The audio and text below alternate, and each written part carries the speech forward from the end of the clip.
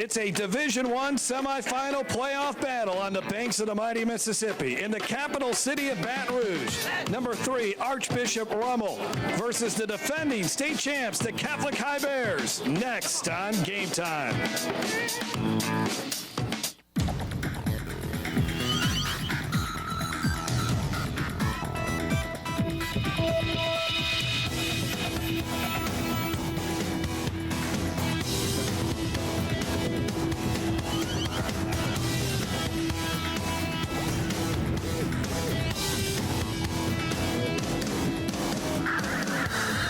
Welcome to Baton Rouge for this Division I semifinal game between the Rummel Raiders and the Catholic High Bears. It's the Yearview, Louisiana Game of the Week from Memorial Stadium on a rainy night in the capital city.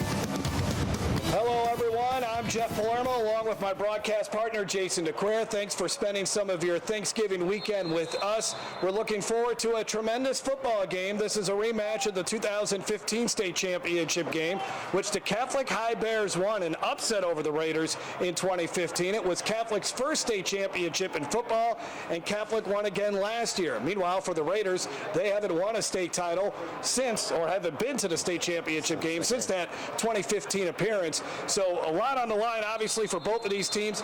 Catholic's been tremendous all season long. Their lone loss was to University High. Yeah, they really have, and Catholic is really building a program in this, District 1 finals.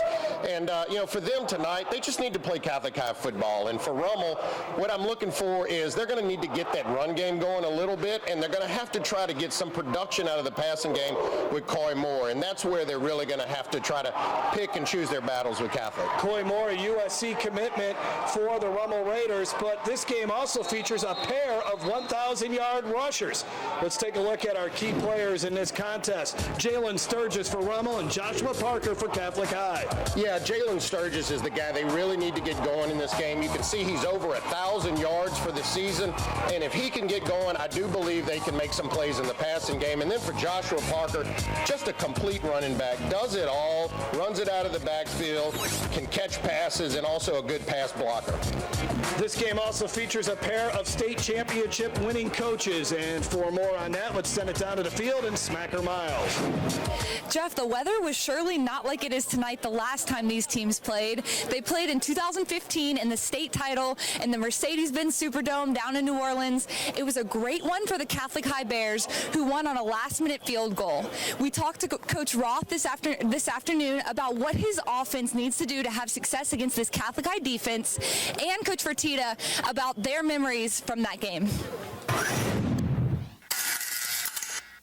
We need to match them score for score, and that might be easier said than done. With their high-powered offense, we can't afford for their defense to shut us down 2 series, and all of a sudden we're down by 2 scores. So we've got to match their offense with our offense, and that means move the ball in their defense and get our playmakers the ball in their hands.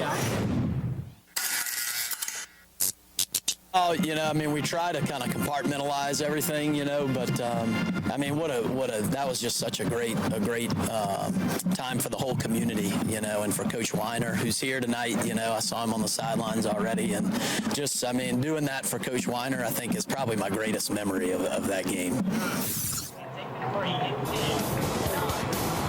State championship is on the line here between Rummel and Catholic High. We'll have kickoff. Game Time on Yearview is brought to you by Louisiana Farm Bureau Insurance, ready to serve you with auto, homeowners, life insurance, and more. Real service, real people. West Feliciana Parish. The best place for you to live and work in South Louisiana is West Feliciana Parish. Check out wfparish.org. ITI Technical College, your key to a better life. And by Peak Performance. At Peak Performance Physical Therapy, we treat the athlete and everyone stronger, faster, better. I think that people want to be in West Feliciana because it's truly one of the unique parts of Louisiana. That if you live in West Feliciana, you can have it all. You can have a great lifestyle, a government that works for you and is open and transparent. You can have wonderful neighbors. You can have a great school. You can live in an environment that's free of fear from crime. We're less than 20 minutes from the Baton Rouge airport, 30 minutes from the state capitol. What we have in West Feliciana is a place where you really can have it all. When I get back to Baton Rouge, I get in my blues mobile and I drive right on down to Partner's Barbecue. And you know what I do? I get me some ribs, all tender too. Some baked beans, some potato salad, some smoked sausage. You got to come on down to Partner's Barbecue, yeah. That's what I'm talking about.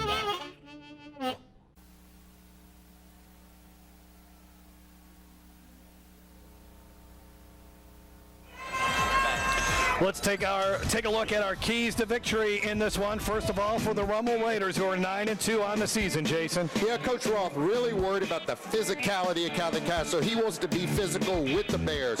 Run to the football on defense. Catholic High has a bevy of backs, got to bring a bunch of hats to the ball, and then they have to execute the red zone. Critical that they match Catholic High with scores. And then for Catholic High, they want to stop Rummel's run game. That's where they get going. Contain Chandler and Coy, the quarterback wide receiver combination, and don't give Rummel a short field.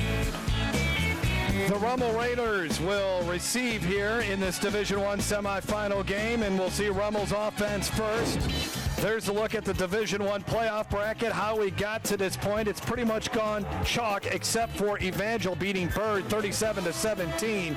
Not a surprise, really, considering Evangel beat Bird in the regular season as well. So these two teams, it could be a rematch of last year's state championship game, which was Catholic versus Curtis, but Rummel will try to change that and get an opportunity to take on maybe Evangel or Curtis in the Dome 2 weeks from Saturday. Again, on the select side, you get a bye before state championship weekend. The rain is falling here in Baton Rouge. We'll see if that has any kind of an impact. It's not too chilly, though, and there's very little wind, but the rain is falling. You have some dangerous return men for the Rummel Raiders. Donovan Kaufman has been really good, and then also Kyle Walker as well. But Catholic's got a good kicker in Matthew Goodson, and it's going to get into the end zone for a touchback.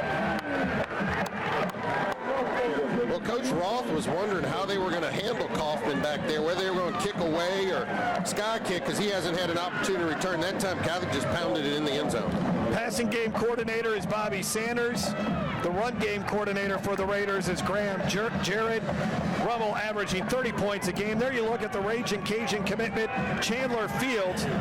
The passing number's not as impressive as last year when he threw for over 2,300 yards. They've asked him to run the football more this season, and he's rushed for 465 yards. But this is a kid that's very tough, loves to play football, and does not want his high school career to end tonight. Swing pass, and it's complete for a first down.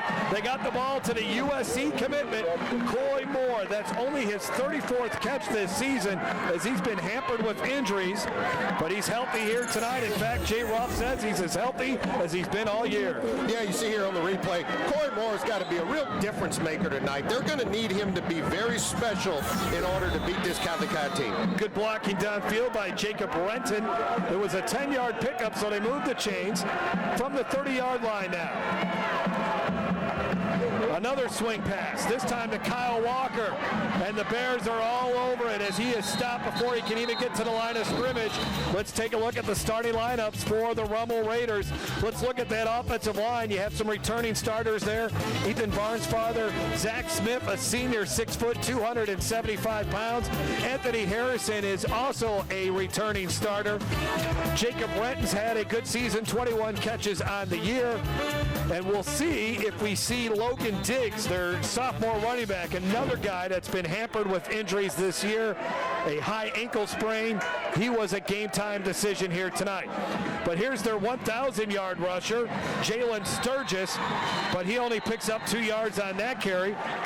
And now let's take a look at the Bears defense, allowing just 20 points a game. Elijah Reams, he is a menace, gets in the backfield quite a bit. Landon Richard, Harper Massey, Hayden Shaheen. They've been going with 4 linebackers here lately. Jonathan Mestier has been really good, a 3-year starter in that defensive secondary, and he has a couple of interceptions on the season as well. 3rd down and 7. Fields got a good pocket to throw from. Zips, complete. That's a first down to Coy Moore. Nice catch in traffic for 8 yards. Well, that was a really nice throw there by Fields. And I tell you what, this was not a big window, Jeff. And he really just zips this one in here. And Coy Moore did the right thing. He ran the proper yardage. Oftentimes, we see those receivers run those routes just a yard short. But he made sure that he ran it beyond the sticks. Good delivery by Fields, and Rummel moving the chains. Patrick DeLatte on the tackle. 1st and 10. Second first down of this opening drive for the Rummel Raiders. They give the football. This is Logan Diggs, and Diggs, who didn't practice all week, gets a carry and runs for 10 yards. Coach Jay Roth says he's a difference maker out there, and if he can give them anything tonight, that's a huge bonus for the Raiders. Well, he looked pretty healthy here, Jeff. You saw a good cut right there at the line of scrimmage and took that thing north and picked up good yardage there for Rummel. I think they're going to measure to see if he picked up the first down, but Diggs, just over 200 yards rushing on the season. Rummel was more of a passing team last year. As I told you, Chandler Fields, he threw for 2,359 yards, but they've been able to establish the run this year with Jalen Sturgis, who's got 1,100 yards rushing, and you'll see Kyle Walker run the football a little bit as well. And then, of course, Coy Moore has been hurt for much of the season, so they've relied more on the ground game. And Chandler Fields, the quarterback, he's ran the ball more this season. Well, and also think for the last couple of years, Rummel's been trying to find their identity offensively. They converted to a spread offense, and then, they thought they got away from running the football too much, and I think Coach Roth realized that you can kind of have a little bit of both. You can run the spread, but you can also run the football successfully within the spread. And Jay Roth is not calling plays this year. He's turned that duty over, as now Jay Roth is also the athletic director for the school. He's in his 24th season as the head coach of his alma mater. Named the school's AD in March, replacing Phil Greco, who spent 24 years as Rummel's AD. 9-2 this season. Coach Roth said regardless of what happens here tonight, it's a successful season, considering they just went 7-4 in 2016, 6-5 last year. They were just 2-4 in Catholic League play a year ago, and this season they turn it around. They go 5-1 with the lone loss to John Curtis. Yeah, and I really think they've defied expectations here for Rummel this year. So second down and short after they measure. Now, at this part of the field, it is just absolute dirt. There is very little grass blades there. Yeah, it's been chewed up. It's not pretty. Moore is in motion. Moore takes the pitch, and Moore gets around the edge, and he gets out of bounds at the 45-yard line. Chased out of bounds defensively by Bo Backus. And you can see on your screen rain coming down pretty good. That field's going to get even worse before the night is over. But you see here, Coy Moore getting it on the jet sweep, and that's one thing Coach Roth talked about. We just got to find ways to get him the ball, and you can see now he's touched the ball in several ways. A bubble screen, a jet sweep, and then just the traditional route that he had earlier in the series, picking up the first down. That does go as a completion for Chandler Fields, so he's off to a good start tonight. 3 for 3 for 18 yards. 1st and 10 at the 45-yard line. Play action fake. This is a run to Coy Moore. Moore nowhere to run, and he'll go down at the 45-yard line as he is taken down defensively for the Catholic Bears by Jonathan Mestier, the senior, who is a preferred walk-on. He has a preferred walk-on offer at Tulane. And the way that play developed, you almost thought that they were looking for the double pass, because Fields threw that ball backwards to Moore, and Moore was looking downfield. I don't think it was there, and then he just decided to tuck it and run it. Didn't pick up any yardage, but they didn't lose any. Right back at the line of scrimmage. Jay Ruff said they wanted to get Coy Moore involved in this game early and often. Well, they have succeeded in doing that.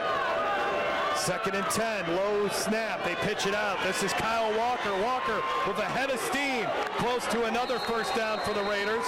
A 9-yard run. They're getting a lot of chunks of yardage here. Landon Richard, who had an interception last week on the tackle.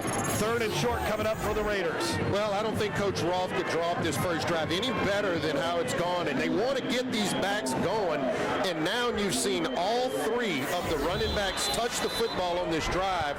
and having positive yardage, each having success in their own right. They script the first 15 plays, and so far they've been executed very well. Third down and short. Diggs is the running back. Diggs gets the hand up, looks for a little room to run, and it will be close to another first down. I think he has it. Had to get to the 35, and I think that's exactly what happened on this rainy night here in Baton Rouge. Yeah, it looked good there, and there's Diggs. Hopefully he's okay. Looks like he's coming off a little gimpy there. But I think when he fell forward right there, and Diggs is a long, kind of rangy running back, so when he fell forward, it was enough to get the first down. You could see him standing next to Walker. He's obviously the taller of the backs. There's still three big backs here. Sturgis is 5'9", 215. Diggs is 5'11", 170. And Walker, he might be short, but he's stocky. It reminds me of Jerome Bettis back there. It kind of has that look to this is a big back. They said 215. He looks like he's closer to 230. And now Chandler Fields will run it on a design run, only for a couple yards on the 10th play of this drive. He was hit very close to the line of scrimmage and then kind of fell over, but the first man to hit him there was Hayden Shaheen, the junior linebacker. And a good look at Fields there, and don't forget about him in the run game as well. He can complement these backs. This year, Coach Roth has asked him to run the football more, and he is doing that. Chandler Fields, not afraid to spread the football around. I know they've gone a lot to Coy Moore, but the three other wide receivers, they'll get the football plenty here tonight. And there's Coy Moore again on a screen. Couple good blocks. Oh, wow. Coy Moore makes a nice move. Moore to the 15, 10, 5, reaches for the pylon. He will be out of bounds at the 3-yard line, it appears. Well, if you want to know why this guy is a 4-star recruit and one of the top of his class in 2020 and you committed to USC, it's because of this playability right here. You can see he caught that inside screen and just 3 stellar moves, and then the speed to get to the outside. I'm surprised he didn't house that one, Jeff. Coy Moore following in one of his hero's footsteps, that being... Let's get to the play here first, and then we'll finish off the story. First and goal at the 3-yard line. As Fields gets up to the line of scrimmage, here's the pitch. Jalen Sturgis is going to be brought down for a loss as he loses 3 to the 6-yard line. So second and goal. But just to finish the story here on Coy Moore, as we'll look to play, Coy Moore looking up to Joe McKnight, who was one of the best high school football players in the state of Louisiana and, of course, went to USC. And Coy Moore wants to finish what he started over there at USC. And second and goal at the 6. This is the 13th play of the drive. Fields will look to throw. Fields flushed out of the pocket to the back of the end zone. There's Moore. Takes a pounding, but it's 6 for the Raiders.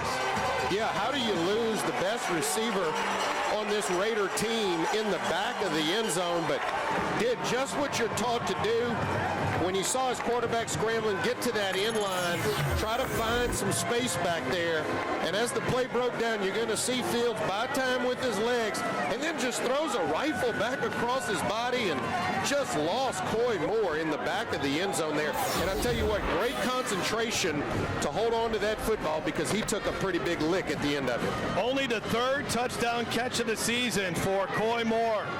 The extra point is through. Patrick Vanderbrook is now 30 of 35, and what a great drive for the Rummel Raiders as they lead it 7-0.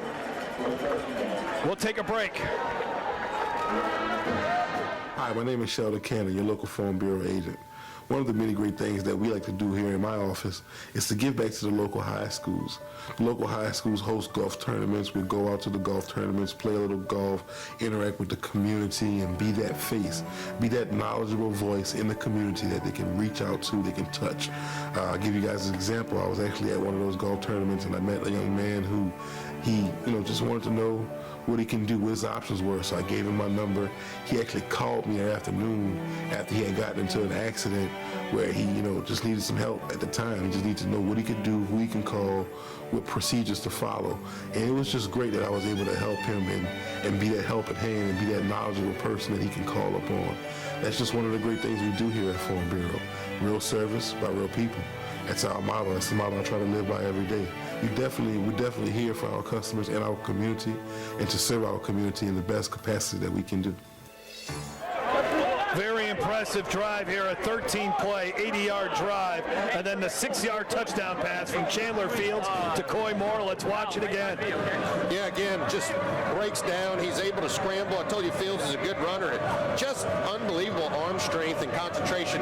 The thing is he ran with his head up. A lot of times you'll see quarterbacks try to tuck it and get to the corner, but he identified his big receiver right there. You see in the screen, Coy Moore, and what a great opening drive for Rummel and for Fields throwing the football. Well, apparently the wind has picked up here because the ball was blown off the tee, and with this dirt field here at Memorial Stadium and the rain coming down, Patrick, as you look at the Podnas Barbecue scoring drive, this is going to be an old-fashioned looking football game here tonight. This field, I think this is the last game being played at Memorial Stadium this year. It's going to take a while for that grass to regrow after this one. It will. It's not looking pretty out here. From the 3-yard line, a couple missed tackles on this return, all the way out to the 32-yard line. Nice job by Joshua Parker, who's averaging 25 yards a return, gets 28 yards there. Well, now it's Catholic High's turn. Let's see if they can respond. Obviously, Rummel opened up with the drive and marched right down the field and scored a touchdown. Get a good look there at Cameron D'Artez. The most impressive statistic, 74% of his passes he's completed. Just the 4 interceptions and a good 15 touchdowns on the season. And he'll run the ball a little bit as well, 255 yards. A good feel for the game, doesn't panic, good feet, solid arm. Led Catholic High to a state championship game appearance last year where they upset John Curtis in the Division I title game. Penalty flag before they're able to snap on their first offensive play from scrimmage, and it's going to be offside. Back it up, on Rummel, first penalty of the night. Well, and that helps and probably changes the first play here because now only 5 to go for the first down marker. D'Artez, a 6'1", 190-pound senior.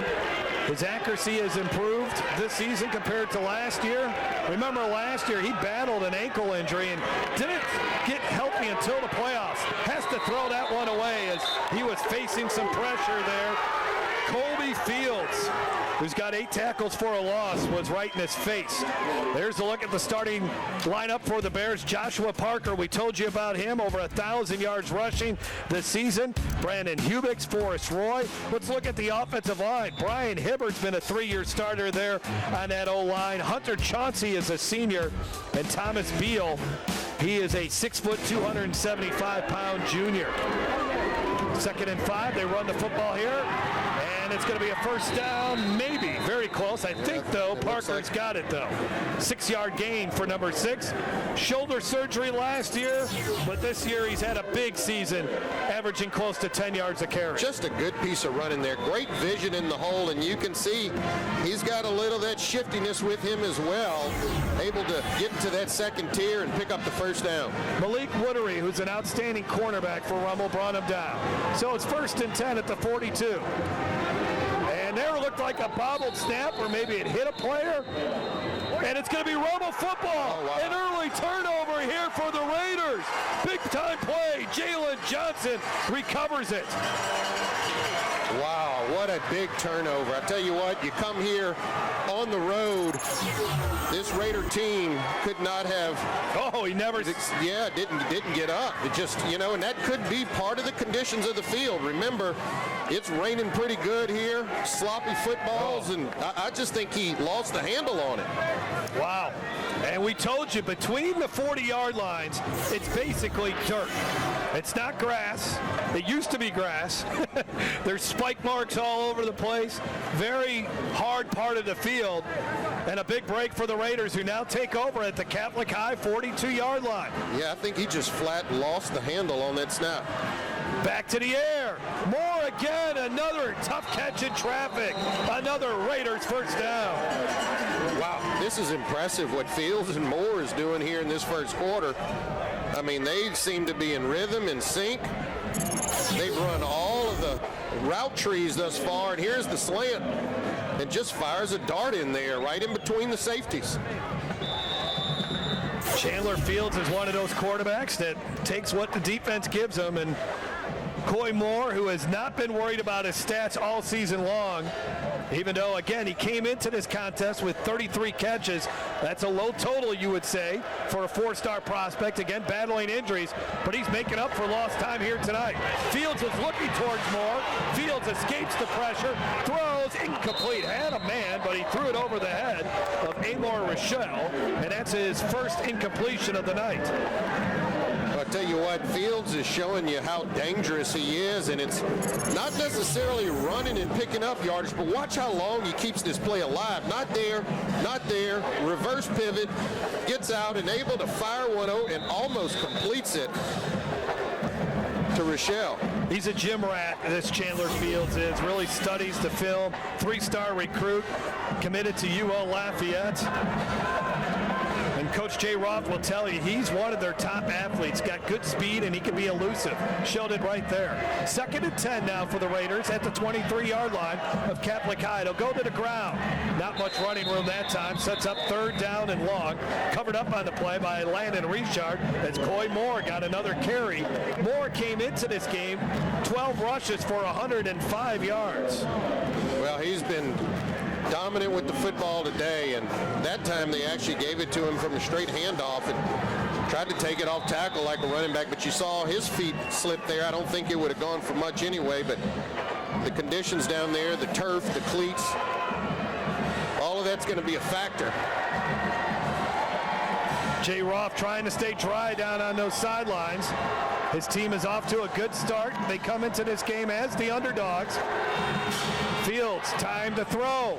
Incomplete, missed his guy, Amor Rochelle. Let's see what Rummel decides to do here. Vanderbrook's long is 45 yards, but again, this turf not conducive to kicking field goals. Well, that time, that was just on Fields. Rochelle ran a good route right there, and he just flat missed him. Watch this. I mean, it is a great route, about a 15-yard out, and boom, he just flat missed it. Yeah. He had him sitting down in there, and that one just got away from him. 4th down and 9, Rummel will go for it, trying to take advantage of this turnover. I just think right here with the field condition and trying to kick out of that dirt patch is all factoring into probably not kicking a field goal, but maybe they're going to think this over a little bit. We'll take a break. The Rummel Raiders leading the Catholic High Bears 7-0. We'll be back with a big 4th down play when we come back. Tonight's Game Time keys to the game are brought to you by West Feliciana Parish, where you really can have it all. The best place for you to live and work in South Louisiana is West Feliciana Parish. Check out wfparish.org.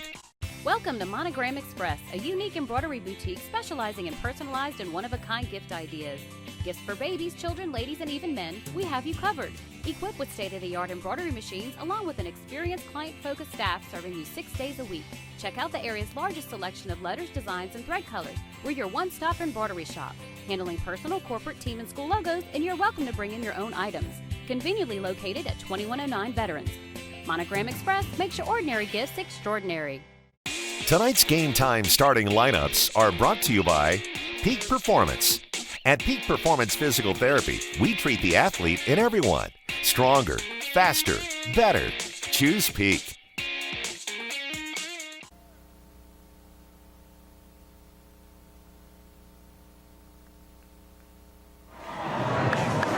Back at Rainey Memorial Stadium, Jeff Palermo, Jason DeQuire, and Smacker Miles. Happy Thanksgiving, everyone. We have a good one brewing here tonight in Baton Rouge.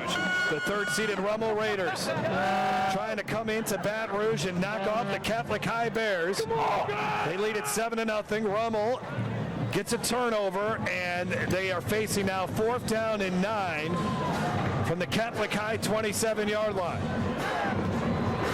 So Coy Moore is lined up as the wide receiver to the bottom of your screen as they got trips to the near side. He's the one closest to the sideline. Fields stumbles a little bit. Fields launches one out of bounds. I don't think ever had his footing there. I don't think Moore was really open either. So Rummel can't take advantage of that turnover. No, and that time he missed number 17, Rochelle, right up the seam. He actually had Rochelle right there. You can't see it, but right there you can see him running right at the top of your screen, wide open. And for whatever reason, Fields didn't pick it up, but that's where the football should have gone. Maybe that stumble, just he felt that he couldn't regroup, and obviously he's feeling really comfortable with Coy Moore in this game. So a missed opportunity for Chandler Fields and the Rummel Raiders. So the Bears take over at their own 28-yard line. Yeah, very fortunate not to give up any points off of that turnover. D'Artes will hand it off to Parker. Parker gets dragged down to the ground at the 29-yard line. Nice tackle there. I think that was Donovan Kaufman, and it was. He's a really good player. Kaufman and this Rummel defense allowing 17 points a game. Corey Smooth is another guy you'll see in that defensive secondary. Quentin Cage is a big hitter with 61 tackles on the year. And on the defensive line, Kabaz Craig, 5.5 sacks. He's a sophomore. Jordan Williams has had a huge season. He has 6.5 sacks. There are only 2 seniors in this starting lineup for Rummel on the defensive side. Jalen Johnson and Ron Franklin. 2nd and 7. D'Artes, pressure. He'll go down, a big sack. Brought down by Quentin Cage. I was just telling you about him. His 6th sack of the season.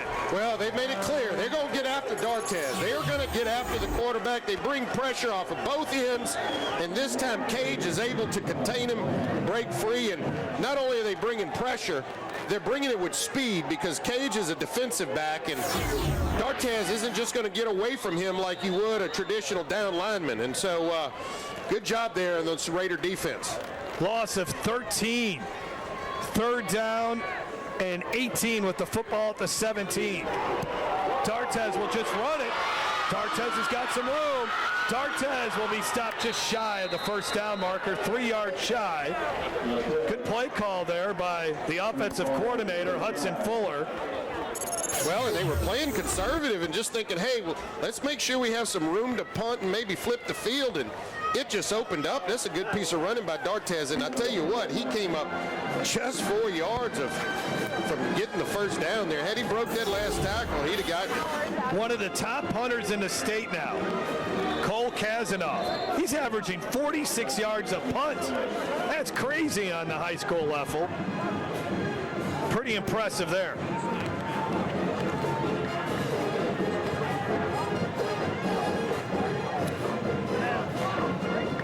Kazanoff's punt.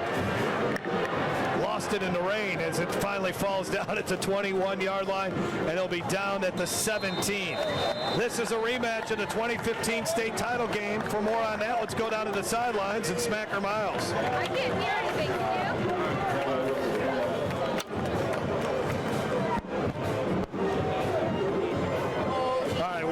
Technical difficulties with Smacker, so we'll get to her here in a second. That was a 48-yard punt for Kazanoff, and so his average might go up a teeny bit after that. Yeah, what a weapon. I mean, just flips the field, and now Rummel starting inside their own 20, so great weapon to have. And that's what I think that last play design was look, we don't want to make any more mistakes down here. The weather's not good, so you just run a little quarterback draw. It gives you punters some room to maybe flip the field. 1st and 10 at the 17. He has 8 punts now inside the 20 on the year. Fields back to the air, and this pass is caught by Jacob Renton. Renton will get tossed down to the ground by Harper Massey. A gain of about 2 for Renton, a senior. His 22nd catch. Caught his first touchdown pass last week as Rummel won a wild game last week in quarterfinal action, beating Brother Martin 27-23. The lead changed 7 times in that game, 4 times in the 4th quarter, and Rummel ended up winning the game on a 42-yard touchdown pass from Chandler Fields to Amor Rochelle with 1 minute and 14 seconds left. Fields was 6 of 12 in that contest for 164 yards. A delayed run here, and it's going to be a first down. A hard run by the sophomore, Kyle Walker. He's a kid that has really just stepped up for this Rummel team. They moved him from linebacker to running back, and he's been a solid ball carrier all season, averaging 7 yards a run. Yeah, you see good blocking up front, a little trap block, hole opens, and Walker gets through it. And as you mentioned, he wasn't even, really in the running back chart there, the depth, and now he's kind of snuck into the lineup and he's getting quite a bit of playing time as a sophomore. 1st and 10 at the 33.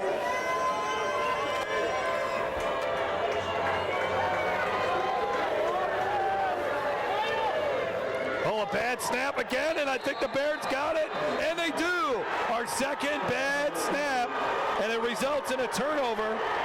Yeah, I mean, the conditions can really change the game, and, now it's kind of same turnover for each team here, and the question is, can Catholic High now do something with the great field position? Connor Finucane gets the recovery, who anchors that defensive line. Let's see if we can pick it up here and see if it's some similar thing. Yeah, I mean, it's almost the exact same play, just with Rummel this time, trying to snap it deep. Both of these teams run out of the spread, and if that ball is just a little slippery or not dry, your hand could just slide off of it, and you've seen both teams do it. From the 33 now, the pitch. Parker, nothing happening here. The Raiders bring them down. Let's go back down to the field. Smacker Miles. Smacker? Guys, if this game is anything like that 2015 state game, we're going to see lots of lead changes tonight. We've already seen some turnovers, which were both in that Catholic High 2015 state title game.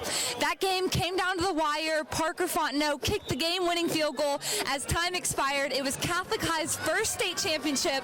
And while I'm at it, I have to give my brother Ben Miles a shout-out. He caught a touchdown in that game. And also of note is Clyde Edwards-Alaire, who is now an LSU running back. Thanks a lot, Smacker. And here is another run. My question for Catholic High is that's Jake Outlaw on the carry on our final play of the first quarter. Catholic has been to the Dome 2 times in the last 3 years, but they went through Evangel to get to the Dome. Can they win the semifinal game on their home turf? Well, we still got 3 more quarters to find that out. Gabe Fertitta's team is down by 7, and they got 3rd down and long coming up when we come back. It's been a good one so far from Memorial Stadium. The Rummel Raiders, the Catholic High Bears, one of these teams fighting to get into the state championship game.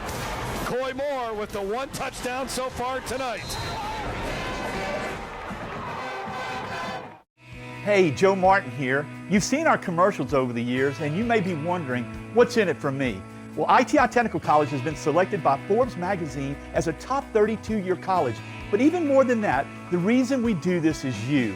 Our tagline is, for a better life, and we mean that, for you to be able to have the life you've always dreamed about, to do the things for your family you've always dreamed about. And it can begin here, where we are dedicated to your success, because here at ITI, the reason we do it is you.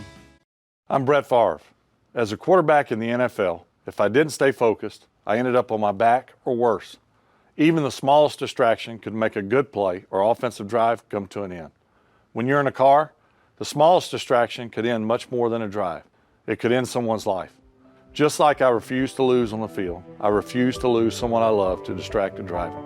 And you should too. Focus on the road. Don't drive distracted. A message from Farm Bureau Insurance. Come enjoy a great location just minutes away from the hustle and bustle of the city at Summa Lake Apartments. Experience luxurious living with all appliances included, granite countertops, and walk-in closets. Relax in a peaceful environment by the pool or enjoy fishing in a 9-acre lake. Kids are sure to enjoy the playground and basketball court. Located in Livingston Parish in a great school district. Call today, 225-686-1111.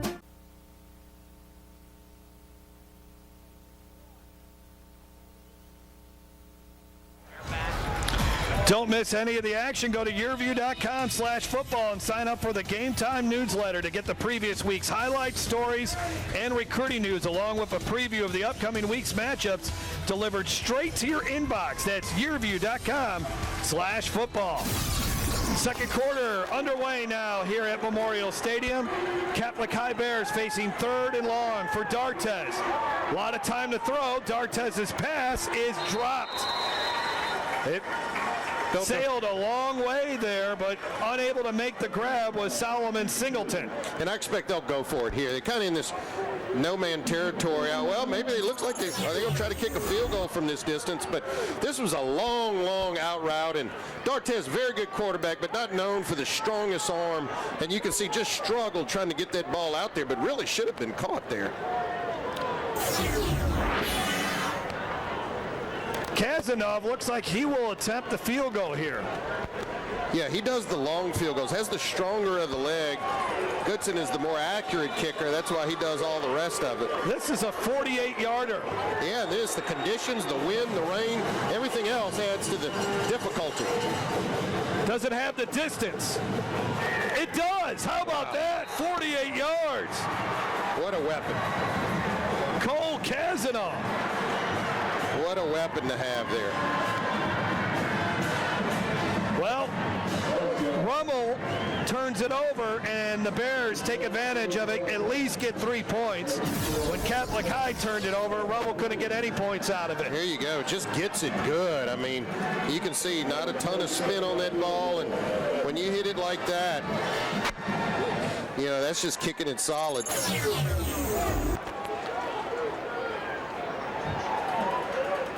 So that is, I think, what the Bears needed there to exhale here a little bit. They're the 2 seed, Rummel's the 3 seed, but the way Catholic High has played this year and how they've really dominated a lot of their opponents, especially once they got into district play. Their only loss was to University High. I think a lot of people looked at them as the huge favorites in this game. Rummel comes into this contest with absolutely nothing to lose. No, that's right. And look, you know, maybe Catholic High is playing a little nervous. The coaches always wonder, hey, coming out of that Thanksgiving holiday and break, how your kids are going to respond. And they've come out here a little sloppy. You know, Catholic High lost their first fumble of the year last week, and you see here they've already lost one this half. And so you got the turnover issue and a little bit of the weather, but they got to settle in here. Catholic High, I mentioned, dominated district play, winning by an average score of 35 points. This kick will not get into the end zone, and if Kaufman can get his hands on it, he's a dangerous returner. And he gets up to the 20-yard line. It's kind of a reversal of 2015. If you go back to that state championship game that Smacker summarized for you a few moments ago, the Bears, no one anticipated them to win that game. Rummel was the huge favorite, and the Bears ended up pulling out the victory. Catholic High was a 6 seed, while Rummel was the number 1 seed. Jeff, that's why they say you got to play the game. You got to play the game, and this one thus far looks like it could be another battle right down to the wire. How about the game Ian Bryan had in the Dome that day? He threw for 340 yards, 3 touchdowns. Smacker mentioned Clyde Edwards-Ealer was in that game. Clyde Edwards-Ealer had missed the semifinal game against Evangel that season with a concussion. Came back for the state title game and rushed for 88 yards. More of Coy Moore picks up 3 or 4 yards as they continue to attack the perimeter here of Catholic High. Let's look back at that scoring drive we just had that was completed by Cole Kazanov's 48-yard field goal. Me and you have been doing games a long time, Jason. That might be the longest one we've seen. Yeah, that's a monster kick right there. And then the impressive thing is just the conditions he kicked it out of. Second down and 6 at the 24.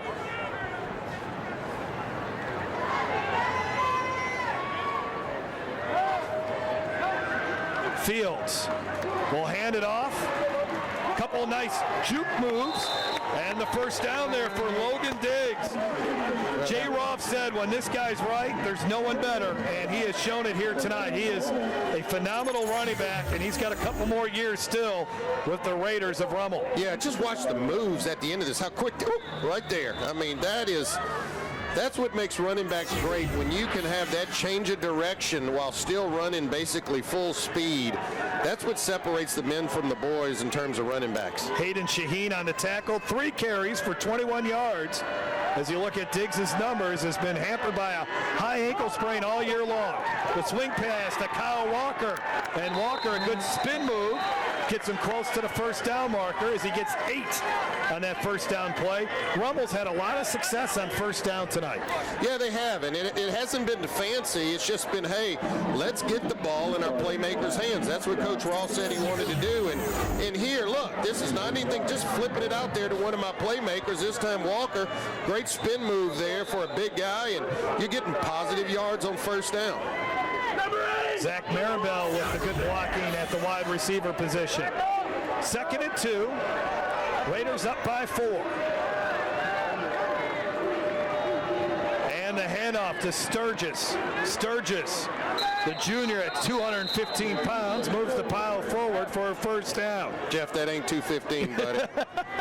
I'm sorry. And he actually lost weight from last year. Look at that. Well, he gained it all back at Thanksgiving. Hopefully he's all right. You can see him, but boy, he reminds me of Jerome Bettis like that. He had the big midsection and just a big round guy there, and you saw his strength. He just drugged defenders for 3 yards to pick up the first down. Broke his foot as a freshman, played as a backup last year for Rummel and only rushed for 128 yards, so spent the offseason getting his weight down, improved his conditioning, and now he is a 1,000-yard rusher and has got one more year on the prep level. 1st and 10. Mishandled handoff, but hanging on to it somehow was Logan Diggs. Yeah, I don't know if they were wanting to get that ball out wide to the receiver, or was he meaning to hand it off? And you can see still they're talking there. Miscommunication. That might have been one that Fields was trying to pull out and make a throw. Yeah, and then boom, he hands it off late at the last minute. But very fortunate, not another turnoff, as you see Finucane in there again. Finucane, he's a good player. He's got an offer from Tulane and the Raging Cajuns. Rummel has 9 first downs in this game. The Bears have just 1. Early second quarter of this Division I semifinal game. 2nd down and 8. Fields will zip one, and that's a pick. Intercepted. That's a pick. He threw it into triple coverage, and it was picked off. 2nd turnover of the ball game. Getting his hands on it was Bo Backus for the Bears. That's just big, strong hands right there. I mean, look, it's a tight window, and really, I thought Fields had fitted in the window, but just reaching out there, and Backus just grabbing that ball. Let's see, this may be a better angle to see those strong hands just get in there, and he just laid out and took that football. He just wanted it more. Go ahead, Jeff. I was just going to say the Bears are going to start at their own 42-yard line. That's a great interception. Great interception there by Backus. The Bears defense, that's their 14th interception of the year. D'Artes on the run. D'Artes all the way down to the 35-yard line. Biggest offensive play of the night for the Bears. 23 yards. Well, this is looking more like the Catholic High offense, and now you see they're going to start going fast here when they think they have you on your heels a little bit, and then I think Rummel's going to call. Got a player down here in the backfield, defensive backfield. Looks like Diggs down. No, that's Donovan Kaufman. Yeah, that's an important player on that Rummel defense.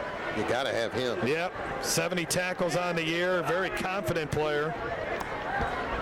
So they're just kind of looking at his left hand. And a big part of their return game, we're talking to Coach Roth earlier this week and said most teams are kicking away from him because he's such a dangerous return guy. But let's see if we can figure out where the injury happens.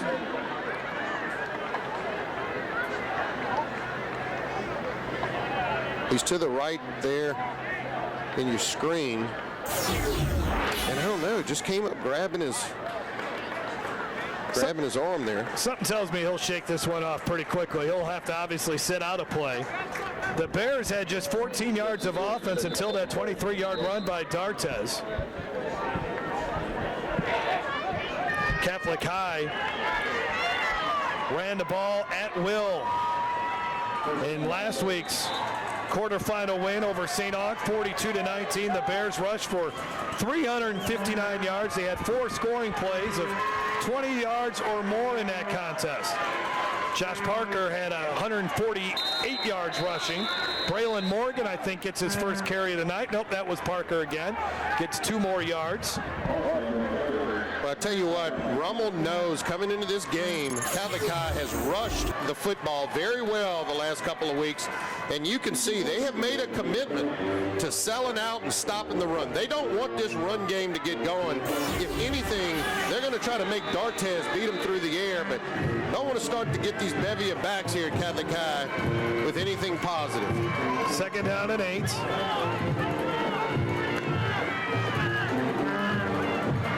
D'Artez will run it again, and another big hole right up the middle. And another first down to the 20-yard line, a gain of 13 that time for D'Artez.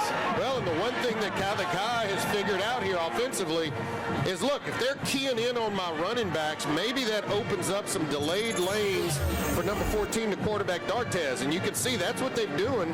And we saw them have initial success on a long 3rd down run by D'Artez, and now we've seen him keep it the last couple of times here.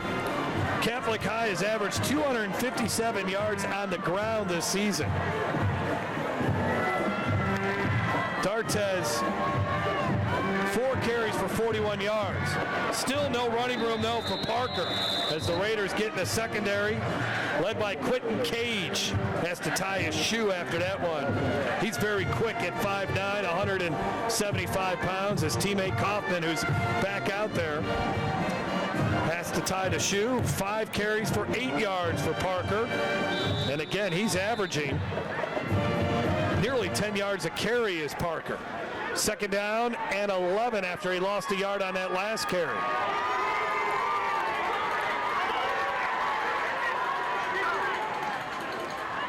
Morgan on the jet sweep, and he is hit at the line, and he'll be thrown to the ground. Kabaz Craig, high motor guy. Look how strong that young man is. Played last year as a freshman. Now he's a sophomore, and he just keeps getting better. Yeah, you see here on the jet sweep, Morgan coming around, but just watch this defensive front and bringing hats down on the line of scrimmage from the defensive backfield. And I tell you what, Rummel's just committed to stopping this run and said, hey, you're going to have to beat us through the air. 3rd down and 11. Let's see if D'Artez can make a play. He'll run it again. But that time, not much. They were waiting for him. Aaron Thomas, 48 tackles on the year, brings D'Artez down, and they'll bring the field goal unit on again, I suppose. Yeah, let's see which kicker they bring out. The Bears 0 for 3 on 4th down. They came into this contest converting 43% on 3rd down. Kazanov is back out there. He hit from 48 earlier in this quarter.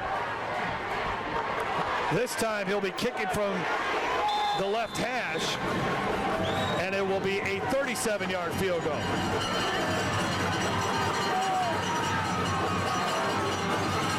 And it's blocked.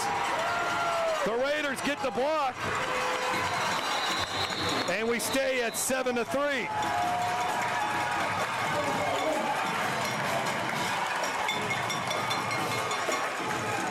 That ball never really got up there, Jason.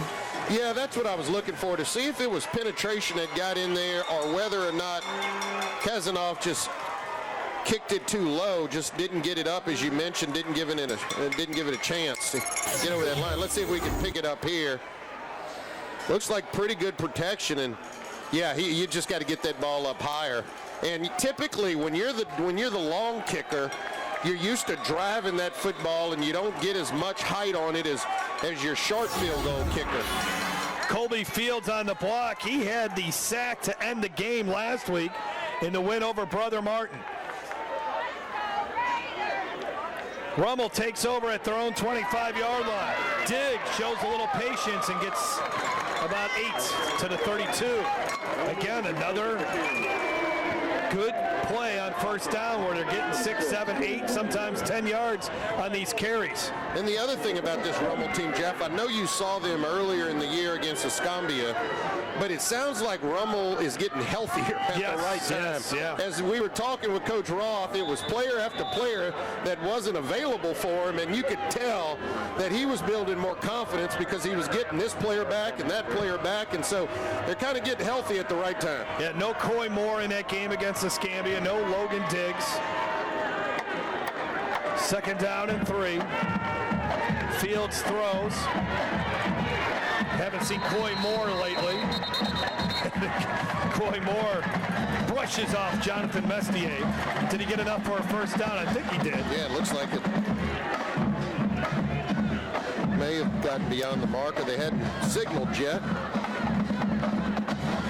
Moore also suffered an injury last year. No, they're going to call him just short, Joe. A broken collarbone, and he missed the 2nd half of the season last year. They do say it's a 1st down. They're moving the chains. But he's one of the state's top players in the class of 2020. 4-star recruit, good work ethic. And he got a chance. Good article on NOLA.com about how he got a chance to work out against Marshawn Lattimore in the summertime. That doesn't get you to be a better player. Nothing will. I don't think he had much success against Marshawn Lattimore, but one of the things, and Harry slips down, I think he was out of bounds before that, but maybe not. One of the things he learned, though, when he went up against Marshawn Lattimore, and his brother's a trainer, so that's where the connection comes in, is that he realized how strong you have to be. Lattimore hits him in the chest, knocks him back 5 yards. You realize, this is... Well, and that's where the game is won, right there at the line of scrimmage, and if you get jammed, but those, Lattimore would be able to teach him techniques, and techniques that Lattimore sees in the NFL that sometimes has success against him. He can then allow Coy Moore to work on some of those things. Had 18 catches last year before the broken collarbone. 2nd down and 3. This goes down as a pass, but no running room for Moore. And he's going to have a big loss unless he does something magical. He will not. Harper Massey with the tackle. See Coy Moore upset there. He thought he got hit late, but really, you're just not going to be able to reverse. I mean, you can do this against some weaker opponents, but right here, you just got to take your medicine there. You start trying to reverse your field. The field's slippery. The only thing that's going to happen is you're going to keep backtracking and just losing more yards there. 3rd down and 14. They're getting Jalen Sturgis out on the field. Plenty of time on the play clock here, 15 seconds and counting. I can't imagine here Rummel really taking too many chances and forcing us down the field. Look for a screen or maybe sort of a trap draw, something like that. The defensive backs are playing back. Fields may want to run it. Fields still looking downfield. Anybody open? Is anybody open? Fields gets a block. Fields launches it downfield and out of bounds. Wow. Well, the best part about that, Jason, is he chewed up some time. And he didn't take a sack. Yeah. And now the ball will go back to the line of scrimmage. He'll get a chance to punt it, but that play looked like it could have been. It had disaster written all over it. Right here, he escapes, and then when he starts moving backwards again, I'm like, oh boy, he's going to lose 15, 20 yards, but his ability to scramble, getting a good block, and just getting it downfield, that's probably one of the better incompletions he's thrown. Parker Vanderbrook, he is averaging 29 yards a punt, his long as 43 this season. Got to be careful here. Dangerous return, guys. Just a little squib kick. Oh, did it hit a Catholic player? It did. That's Rummel football. That's Rummel football. Waiting for a signal from the referees as they discuss it. Rummel sure thinks it's their football. Yeah, it hit. I couldn't see which number it was, but it hit off the backside. That's the problem when you have those little rugby-style punts. They're so low. Rummel football. They're punted so low that when you're going down to set up for the block for the return team, you just can't find the football. But watch here. Let's see if we pick it up. I think it's right there. Hit off of 2. Number 2 right there. Just bounced off of him. That's Harper Massey. Maybe a better look here. And again, I don't think it was intentionally kicked like that, but when it is, you're just trying to do your assignment, and there it is right off of Massey, and you just can't find the football. Great job by the officiating crew from Shreveport. So now it's 1st and 10 for the Raiders at the 39-yard line. How big would this be if they score a touchdown right before halftime as Sturgis gets nothing on that carry? We may have a timeout called. The Bears, I think, called the timeout. They want it. We'll take a break. 2:27 left to go before half. Gabe Fertitta's team still down 7-3. This is Game Time on Yearview, Louisiana.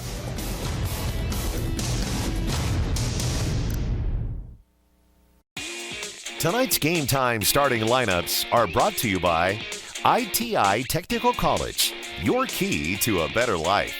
Check out the stories behind the games. Visit yourview.com/Louisiana.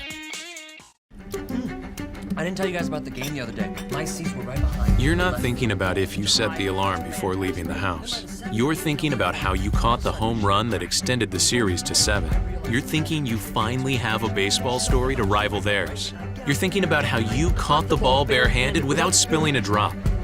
You're not thinking about if you set the alarm. Well, maybe just a little. Stay close to the moments that matter. Cox Home Life will take care of the rest. Tonight's Game Time keys to the game are brought to you by Podna's Barbecue. Slow cook, fall off the bone perfection, and the best baked beans in America. For more Game Time high school football coverage, check out yourview.com.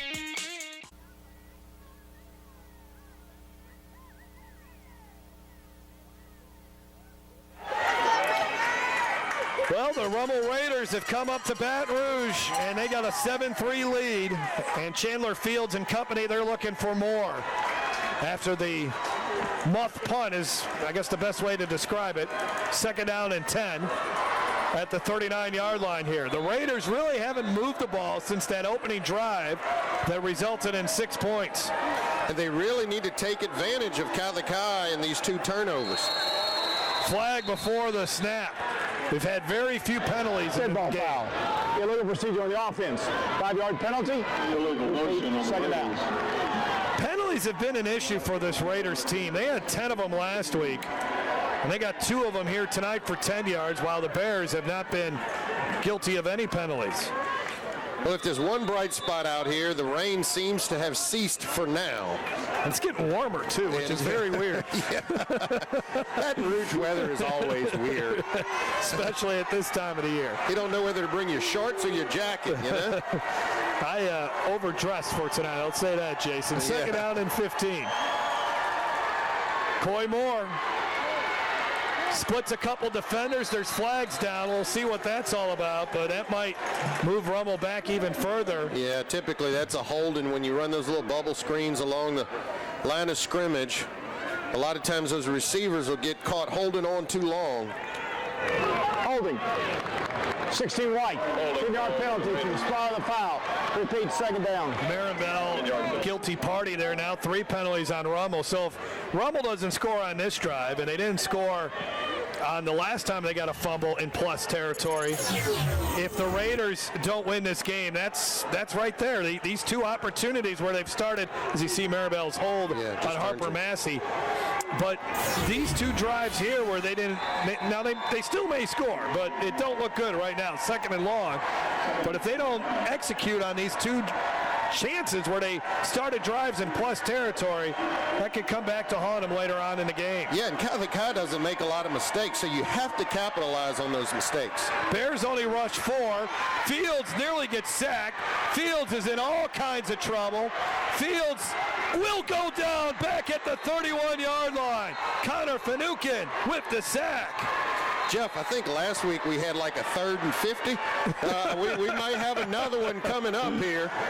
But this time Fields just trying to do too much. And, you know, he's been fortunate a couple of times he didn't take a big sack. But this time here, just when you have a little daylight, throw the football away. Just throw it away right there. Live to fight another down. And now you're doing too much. You got to understand the field is sloppy.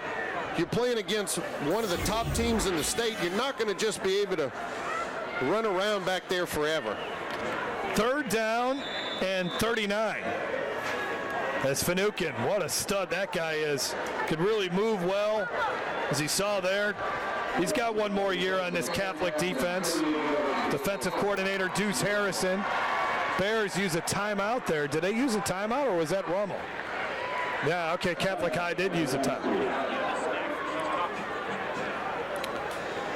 Let's send it down to the field and Smacker Miles. Smacker? Jeff, Coach Jay Roth is very deep-rooted in this Rummel community. He's a graduate of Rummel. He has now been 24 years as their head football coach. He's won 12 Catholic League titles and 2 state championships. So this is a guy that is very used to having success around this program. And most recently in March, he became their athletic director. So this guy is very involved and a great man and a great part of Rummel's football team. He is. He's a 1981 graduate of Rummel, and the Raiders played in 4 championship games between 2009 and 2015. They beat Byrd in 2013, 23-22, and they also won in 2015 against Barb, and then they won in 2012 against Barb. They lost in 2009 to West Monroe and lost in that thriller against Catholic High in 2015. First drive, 80 yards for Rummel. Since then, only 49 yards of total offense. Well, 3rd and 38. Let's see if they try to put it up here. Corey Moore would typically be your guy. Yeah, they'll just run it. And Kyle Walker will go down to the ground as they blow the whistle on forward progress. So the Bears will get the ball. Harper Massey on the tackle, as he's been getting more involved in this game. So 1:45. Bears use another timeout. That will be their last timeout. Yeah, and smart play there by Rummel, just trying to eat up some clock, force Catholic High to use their last timeout, and now you're going to say, hey, let's get off a good punt, and now force them to drive the field. Catholic High has not really had any success, or hardly any success on offense, so yeah, that's asking this Bear offense to do a lot with 1:45, no timeouts. Game time on Your View Louisiana. Thanks Louisiana Lift for their support of this telecast, specializing in customer service on equipment, rentals, parts, and training. Louisiana Lift has been serving its customers since 1980. You can check them out online at lalift.com or call their Baton Rouge office at 753-5700, 504-463-3400. Louisiana Lift, they're always on call. Good shot here as you see I-110 in the background. For those that have, I'm sure most people in Louisiana have passed Memorial Stadium. Yeah, coming through Baton Rouge, on the way to the Metro Airport, right north of downtown. Played a few games in this stadium. Vanderbrook, have you kicked a 48-yarder though? Not in this stadium. I have not.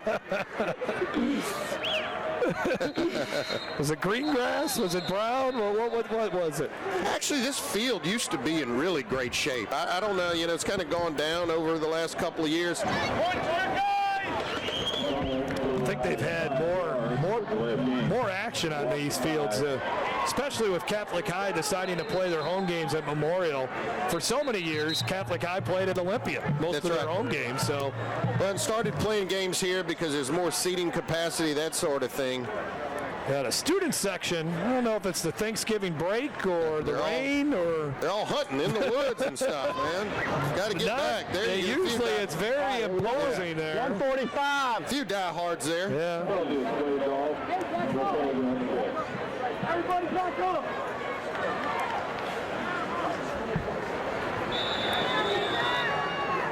All right, Vanderbrook here on the punt.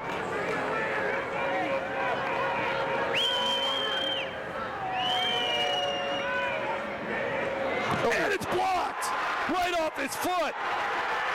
And the Bears will have outstanding field position at the 25-yard line. Big-time play again in this contest. Bo Bacchus had the interception earlier in the game, and now he has a block punt. Well, Catholic High can beat you in so many different ways, and the one thing that Coach Roth was concerned about is how well Catholic High plays on special teams. One phase of their football is not working well. It's the offense. They've played good defense, and thus far, they've just won the special team battle. Block punt, 48-yard field goal, and then they had another great punt that flipped the field position for them. And so this is that third phase of football where Catholic High can really turn things around. Catholic High has yet to have any passing yards in this game. They got 39 total yards. That's it. All that on the ground. Most of that is with the legs of Cameron D'Artes. D'Artes hit from behind, and he goes down.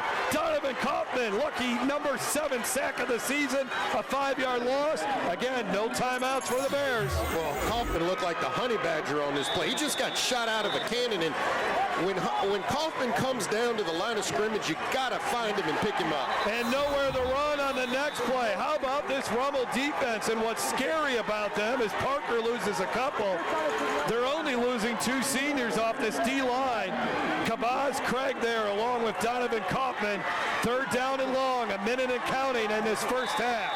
Well, they got to pick up some yardage just to make a field goal opportunity manageable. Bears 0 for 3 on 3rd down. D'Artes going deep, has a man wide open, and he dropped it. Flat out dropped it. Singleton couldn't hang on to it. That's his 2nd drop of the night. Wow.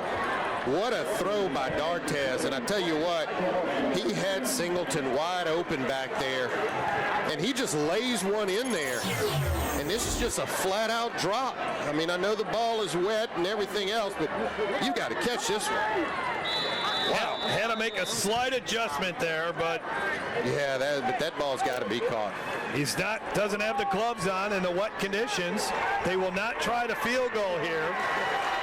4th down and 15. Rummel's going to burn a timeout. Wow. Let's take a look at the Division I bracket.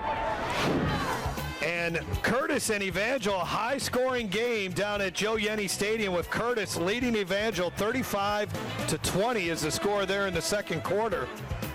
Some surprises I see. Zachary's up on Acadiana 14-6. Destrehan Terrebonne 3-0 at half. I wonder how the weather is in St. Charles Parish. St. Thomas More, that game's being played at St. Charles Catholic. Cougars up 21-7. Lafayette Christian, the 4 seed, the defending champs, leading Southern Lab at half, 21-6. How about that? And that one's right here at Baton Rouge, and yeah, Southern's backyard over at Mumford Stadium. That's just about 10 miles. Not 10 miles. What do you say? No. About 6 miles? Yeah, from here. Another exit or 2. This has been a strange game, Jason. First of all, for this to be a 7-3 game possibly at halftime, that shocks me right off the bat. No, it really does. I mean, a couple things here. Rummel has played pretty well offensively, but couldn't convert on some turnovers, and Catholic High just can't get their running game going. Go ahead. The Bears this season, 11 of 18 on 4th down. And what do we have now? Do we got offsides on Rummel? Yeah. That can't happen. That can't happen. 4th and 10 now. But I don't think it changes. Well, do you want to go for the field goal here now? That's the only question. That's the only thing it changes. From that far hash mark, that's where the field goal was blocked. Maybe if it was straight on, maybe they would try it. So 4th and 10 here for D'Artes.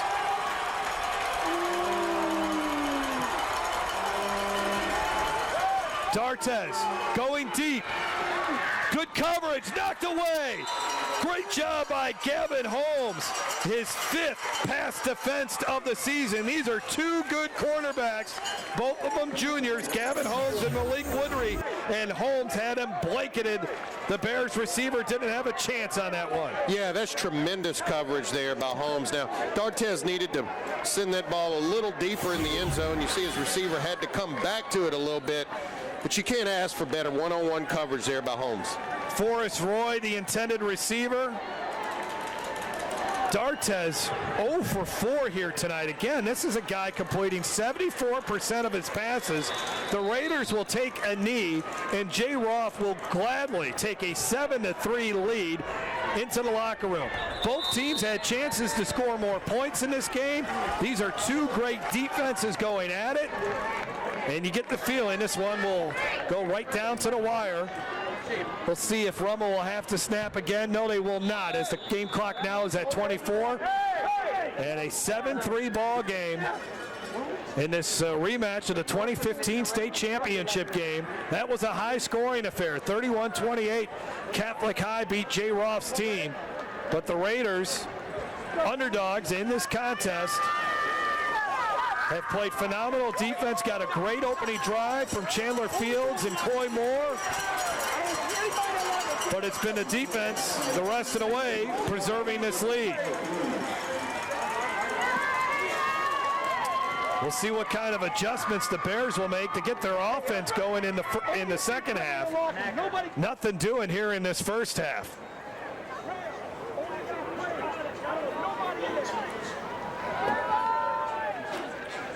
Down to the field, and Smacker Miles and Jay Roth. Coach, you had a message for the guys before they even got to the locker room. What were you telling them?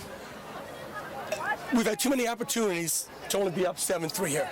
It's not good for us. Early in the first quarter, the first drive, Coy Moore, very effective. How can you keep him involved in the offense? Just get him the ball. We're just not getting the ball right now. Thanks, Coach. Okay, good. Well, I said Jay Roth would gladly take a 7-3 lead into the locker room. I guess not. But still, for them to have the lead, that's pretty impressive for them. But he's right. They had chances. They had two drives that started in Bears territory, and they didn't score. Been a good one from Memorial Stadium. Glad you could join us. We'll have halftime festivities when we come back.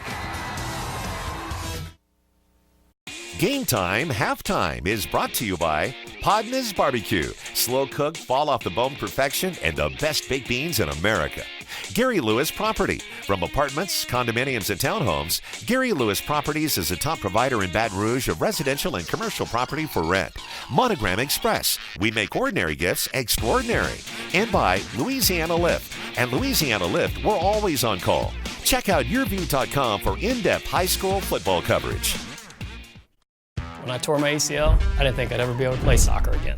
My doctor told me how important physical therapy would be, so I chose Peak. I'm glad I did. Now I'm stronger, faster, better than ever. Choose Peak. Choose Peak Performance Physical Therapy. When I get back to Baton Rouge, I get in my Blues Mobile and I drive right on down to Partner's Barbecue. And you know what I do?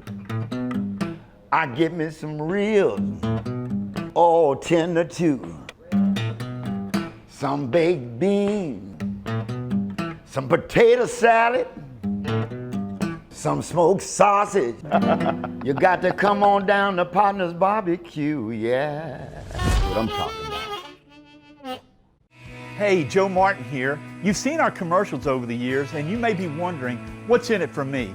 Well, ITI Technical College has been selected by Forbes magazine as a top 32-year college. But even more than that, the reason we do this is you.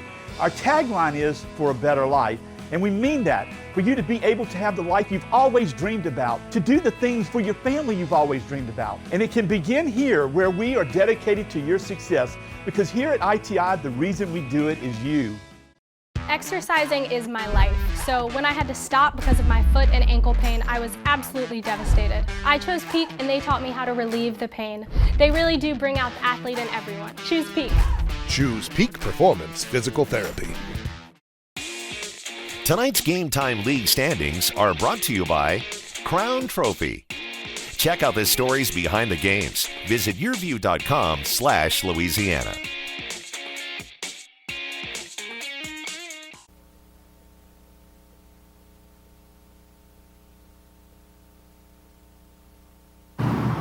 You can have it all in the beautiful hills of West Feliciana Parish, and I've got Mr. Randy Rogers of the Economic Development with West Feliciana Parish. Randy, how you doing? I'm doing great, Jim. It's a pleasure to be with you again. Randy Rogers, you have got it going on in the beautiful hills of West Feliciana Parish. Tell us what's happening. Jim, it's really been a wonderful year up there. We've seen a number of new businesses move in. We have a wonderful new industrial park that's about 1,000 acres of certified site with just wonderful access to and from the river, across the bridge, rail. Boy, a really exciting thing are some of the new subdivisions. Yes. The new hospital, it's less than 2 years old, state of the art, right there in the community. How about the education? Our school system has been in the top 10 for as long as I can remember. That's from pre-K, which is the tops in the state, all the way up through to high school. It has been wonderful. We are building a new riverfront arena, well, not arena, but a riverfront park with the cruise ships. We're going to have Viking coming in. We have American Queen. You'll be able to just come out and enjoy the afternoon on the river. It's a wonderful place to live. You can have it all in West Feliciana. West Feliciana Parish, of course, the crown jewel of the parish is St. Francisville. And, you know, you folks up there, all the government agencies, y'all all get along. You root together for each other. It's a wonderful small town environment, and it's a low crime rate. It's a very safe place to raise your family, and it's very affordable. So if you're a young couple and you've got family, go to West Feliciana Parish. You got it. You owe it to yourself to go check it out. Come see us. We're at www.wfparish.org. WFParish.org. Mr. Randy Rogers, thank you for being a big sponsor. West Feliciana Parish, where you can have it all in West Feliciana Parish. Thanks, Randy. Thanks, Jim. Well, I've had back pain now and then, but it got so bad I couldn't even bend over. I didn't want to resort to pain pills, so I chose Peak, hoping they could relieve the pain. They got me active again. I even lost weight. I believe in better. I chose Peak. Choose Peak Performance Physical Therapy. I'm Brett Favre. As a quarterback in the NFL, if I didn't stay focused, I ended up on my back or worse. Even the smallest distraction could make a good play or offensive drive come to an end. When you're in a car, the smallest distraction could end much more than a drive. It could end someone's life. Just like I refuse to lose on the field, I refuse to lose someone I love to distracted driving. And you should too. Focus on the road. Don't drive distracted. A message from Farm Bureau Insurance. Come enjoy a great location just minutes away from the hustle and bustle of the city at Summa Lake Apartments. Experience luxurious living with all appliances included, granite countertops, and walk-in closets. Relax in a peaceful environment by the pool or enjoy fishing in a 9-acre lake. Kids are sure to enjoy the playground and basketball court. Located in Livingston Parish in a great school district. Call today, 225-686-1111. I think that people want to be in West Feliciana because it's truly one of the unique parts of Louisiana. That if you live in West Feliciana, you can have it all. You can have a great lifestyle, a government that works for you and is open and transparent. You can have wonderful neighbors. You can have a great school. You can live in an environment that's free of fear from crime. We're less than 20 minutes from the Baton Rouge airport, 30 minutes from the state capitol. What we have in West Feliciana is a place where you really can have it all. I spent years suffering from knee pain, so I decided to have replacement surgery. My doctor did a great job, and he allowed me to choose Peak for my PT. I should have done this a long time ago. I'm so glad I chose Peak. Choose Peak Performance Physical Therapy. Tonight's Game Time Player of the Game is brought to you by ITI Technical College, your key to a better life. Check out the stories behind the games. Visit yourview.com/Louisiana.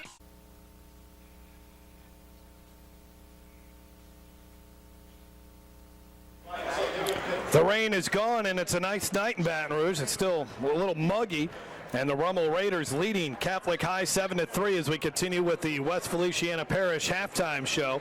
These are two great high schools going at it here on the field tonight, but they're also excellent work inside the classroom for both of these schools. For more on that, let's go down to the field and Smacker Miles. Jeff, I have the principals from both schools here. This is Lisa Harvey from Catholic High, and I also have Mark Milano from Rummel. We'll start with Miss Lisa Harvey. Catholic High has a lot going on right now, lots of sports, very involved. Tell us some of the highlights. Well, the first thing I want to talk about is our band and choir concert that's coming up December the 7th. We invite everybody. It's at the LSU Union Theater and it's a great family evening, so we invite everybody for that. Of course, we have so many sports going on right now. Our cross-country team just won state, our swim team just won state runner-up, and we've got all sorts of, we've got tennis and wrestling and soccer and basketball all competing right now.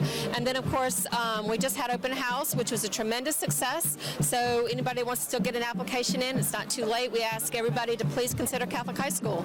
Why does Catholic High put such an emphasis on kids staying involved outside of school? Well, because we just believe in holistic education and really forming the whole student. And if all they do is go to school from 7:30 to 2:47, we tell them they're never going to love it. So we really want them to get involved. We have over 30 clubs that our students can get involved in, as well as all of our athletics, and just opportunities for service and just giving back to our community. Thank you. Thank you. Mr. Milano's from Rummel, they have some pre-professional programs going on. Tell us about those and why they're important. So we're entering into our 8th year with our pre-professional programs. We have a pre-law, a biomed, and an engineering program. And all of those have reached out to different areas of the community. Our pre-law, they've gone and they've done some work at the federal courts and the state court levels. And our biomed program is doing some interesting work with auction right now. So that's really exciting. And our engineering group, they're working with the Corps of Engineers, structuring bridges and things like that. So the kids have a lot of fun with it. Why is it important for these high schoolers to get ahead on their careers? The great thing about it is they have these 3 different areas at Rummel that they can go into, and they can kind of delve into it and see if they like it, and therefore they don't lose a year or two trying to figure out which direction they want to travel when they get to college. Thank you. A special thank you to both of our principals of these prestigious schools. Jeff? Thanks, Smacker. And once again, I want to thank these 2 schools for allowing us to bring this Division I semifinal playoff game to your living room. We'll be back after this.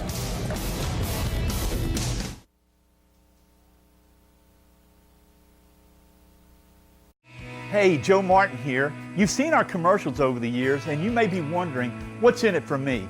Well, ITI Technical College has been selected by Forbes magazine as a top 32-year college. But even more than that, the reason we do this is you. Our tagline is for a better life, and we mean that, for you to be able to have the life you've always dreamed about, to do the things for your family you've always dreamed about. And it can begin here, where we are dedicated to your success, because here at ITI, the reason we do it is you. When I get back to Baton Rouge, I get in my blues mobile and I drive right on down to Partner's Barbecue. And you know what I do? I get me some ribs, all tender too. Some baked beans, some potato salad, some smoked sausage. You got to come on down to Partner's Barbecue, yeah. That's what I'm talking about. Come enjoy a great location just minutes away from the hustle and bustle of the city at Summa Lake Apartments. Experience luxurious living with all appliances included, granite countertops, and walk-in closets.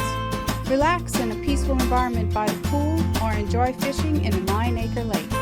Kids are sure to enjoy the playground and basketball court. Located in Livingston Parish in a great school district. Call today, 225-686-1111. I'm Brett Favre. As a quarterback in the NFL, if I didn't stay focused, I ended up on my back or worse. Even the smallest distraction could make a good play or offensive drive come to an end. When you're in a car, the smallest distraction could end much more than a drive. It could end someone's life. Just like I refuse to lose on the field, I refuse to lose someone I love to distracted driving. And you should too. Focus on the road. Don't drive distracted. A message from Farm Bureau Insurance.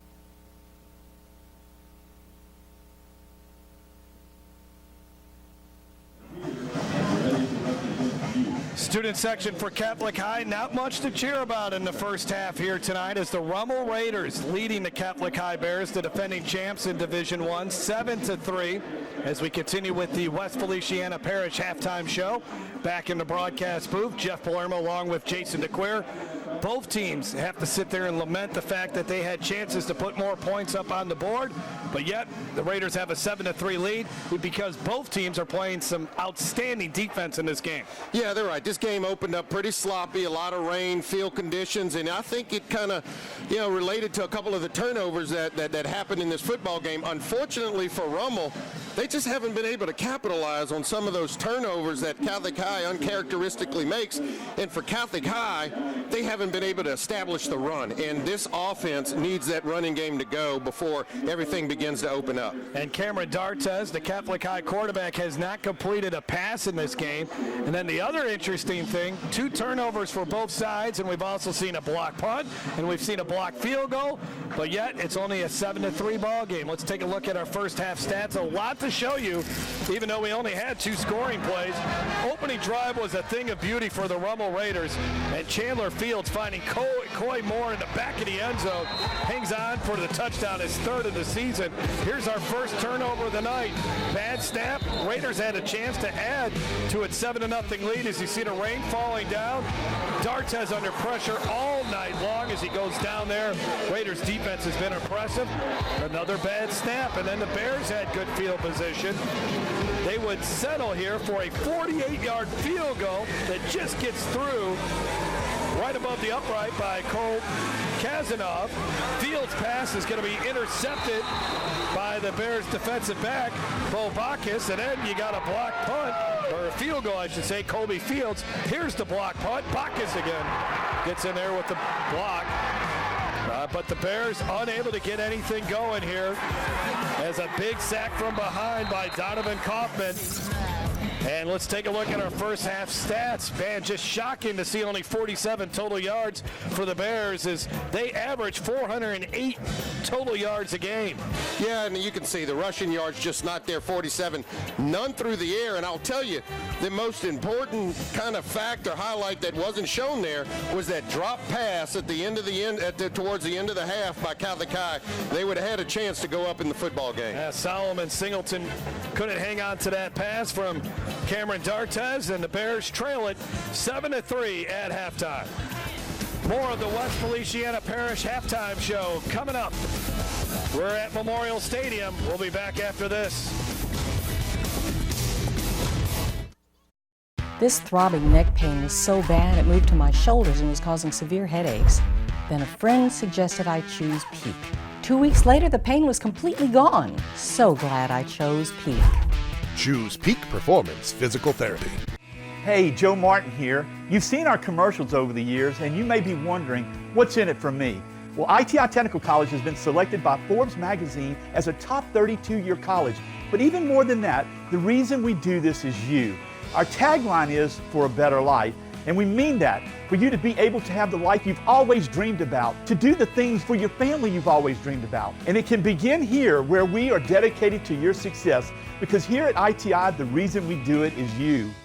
I think that people want to be in West Feliciana because it's truly one of the unique parts of Louisiana. That if you live in West Feliciana, you can have it all. You can have a great lifestyle, a government that works for you and is open and transparent. You can have wonderful neighbors. You can have a great school. You can live in an environment that's free of fear from crime. We're less than 20 minutes from the Baton Rouge airport, 30 minutes from the state capitol. What we have in West Feliciana is a place where you really can have it all. Do you need to say great job, congratulations, or way to go? Crown Trophy on Sherwood Forest Boulevard in Baton Rouge has the trophy, plaque, acrylic, or crystal award you're looking for. Whether it's for your team, business, or church, come to Crown Trophy. We guarantee the highest level of customer service, and there's no charge for rush orders or trophy engraving. We're nationally known and locally owned. Visit us online to view our catalog at www.crowntrophy.com. My shoulder pain got so bad I couldn't lift anything overhead. So I chose Peak Performance, and I can't believe how much better I am now. Peak really does get you back into the game of life. Choose Peak. Choose Peak Performance Physical Therapy. Tonight's Game Time Play of the Game is brought to you by Louisiana Farm Bureau Insurance, ready to serve you with auto insurance, homeowners insurance, life insurance, and more. Real service, real people.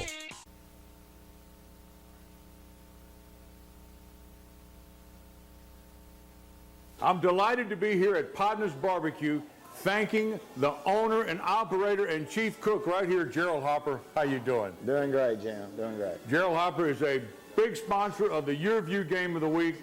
He's been feeding the crew every year as long as I can remember. And I tell you, folks, for the last 35 years have been coming to see you week in and week out. Why is that? Because we're the best. We've been in it longer than anybody, and after all these years, we're still the one. You are still the one. And still having fun, too. And still having fun. That's right. You've got the slow smoked ribs. You've got the baked beans. In fact, Tim McGraw said the baked beans in People magazine, he said they were the best anywhere in the world, and that's a great endorsement. Tell us about your latest special. Well, every day during lunch from 11 to 3 right now, you know, everybody likes our brisket so much. It's good, tender, smoked brisket. But we have them on special, so you can get the brisket with the chicken, or the brisket with the sausage, or the brisket with the pulled pork. Comes with 2 side orders, a piece of Texas toast. Put our barbecue sauce on it. You got a heck of a meal. It costs $8.49, and we sell it every day, Monday through Saturday. $8.49 for an incredible meal at Podner's Barbecue, and you absolutely are the best. I mean, 35 years, that's huge. You've seen a lot of places come and go. You're still here. You're still doing it. You're a great sponsor. And tell folks where you're located and how they can get a hold of you. Well, we have 2 locations in Baton Rouge. We have the Sherwood Forest location is on South Sherwood Forest, just south of Interstate 12. And then we have the first location. It's on Florida Boulevard on the corner of Donmore and Florida. Thank you so much for being a big sponsor of the Your View Game of the Week. Thank you, Jim. Catholic High Bears warming up here as the 2 bands for these 2 schools done performing. Here at halftime, the Bears trailing it 7-3. Raiders are out there as well. They're warming up, and the rain has gone away. The comfortable night here now that the rain has moved away. Yeah, let's see if they can kind of settle down. These offenses start working, get rid of some of the turnovers. And, you know, Jeff, this could be an exciting finish tonight. Bears will get the ball to begin the second half. And we'll see what they do here. Well, hopefully they went in and made some adjustments. Obviously, they could not run the ball, no passing yards. So they're going to have to figure out a way to kind of open this offense up a little bit. One of our great sponsors here on Game Time has been Peak Performance Physical Therapy. Let's find out more from them as far as how they rehab some of these players after a tough Friday night. We're at Peak Performance Physical Therapy. I'm joined by Jason Green. They have a very special partnership with these high school football programs. Tell me a little bit about that partnership. Yes, Macker, we're really excited about the school season, the football season, and in general the sports season. As you know, it runs August to May.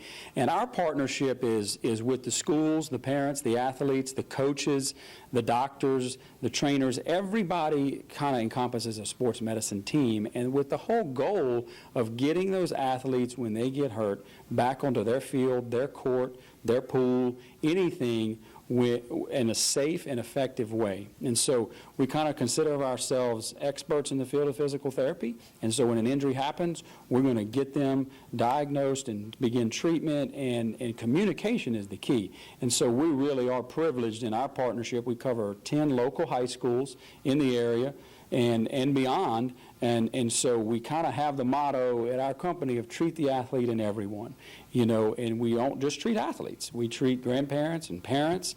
Injuries are part of an active lifestyle. And so when you get hurt, we want to take care of you. We want to get you back to, if it's your sport, if it's your game, if it's your leisurely activities, we desire to do that. And so we're excited to be in this community as a local business, privately owned, to help the high schools reach their goals and ultimately help athletes reach their goals. That's awesome. It sounds like something I could have really used when I was growing up and dealing with all my problems in swimming. Thank you so much. Thank you. Catholic High, Gabe Fertitta rallying the troops right now. Let's go down to the field and hear more from Smacker Miles. Smacker, how you doing tonight? Staying dry? I am, but it's starting to get chilly, especially now that I'm a little bit damp.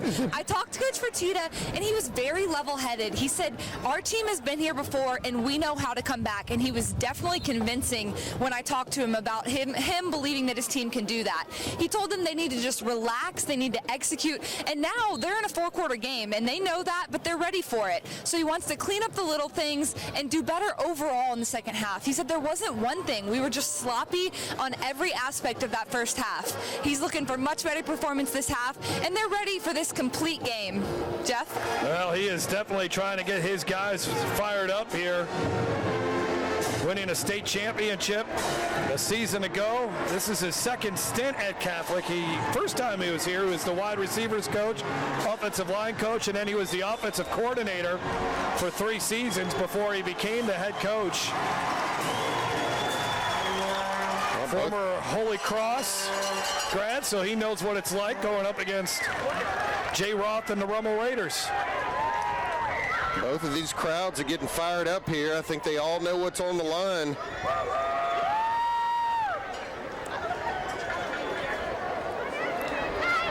I guess Rummel is, obviously the discussion here is which side they want to defend first.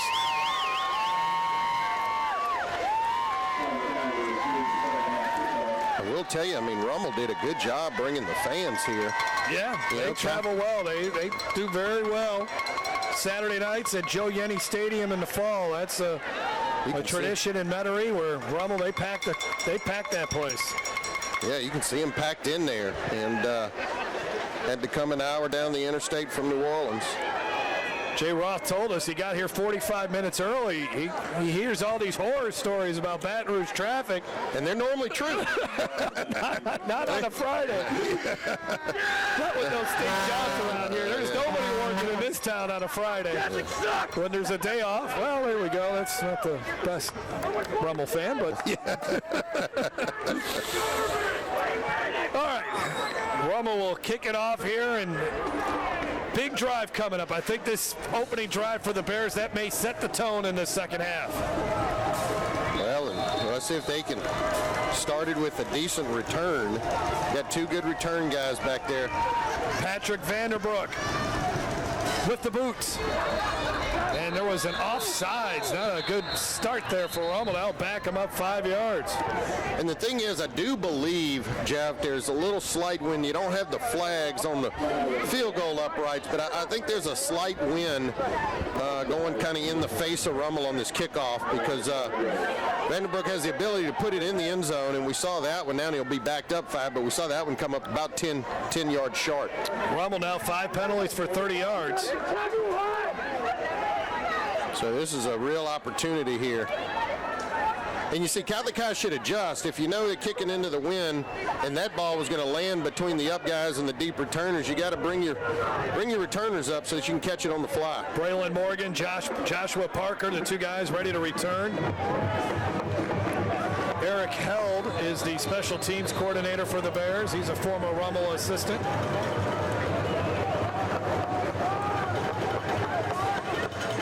Vanderbrook's kick.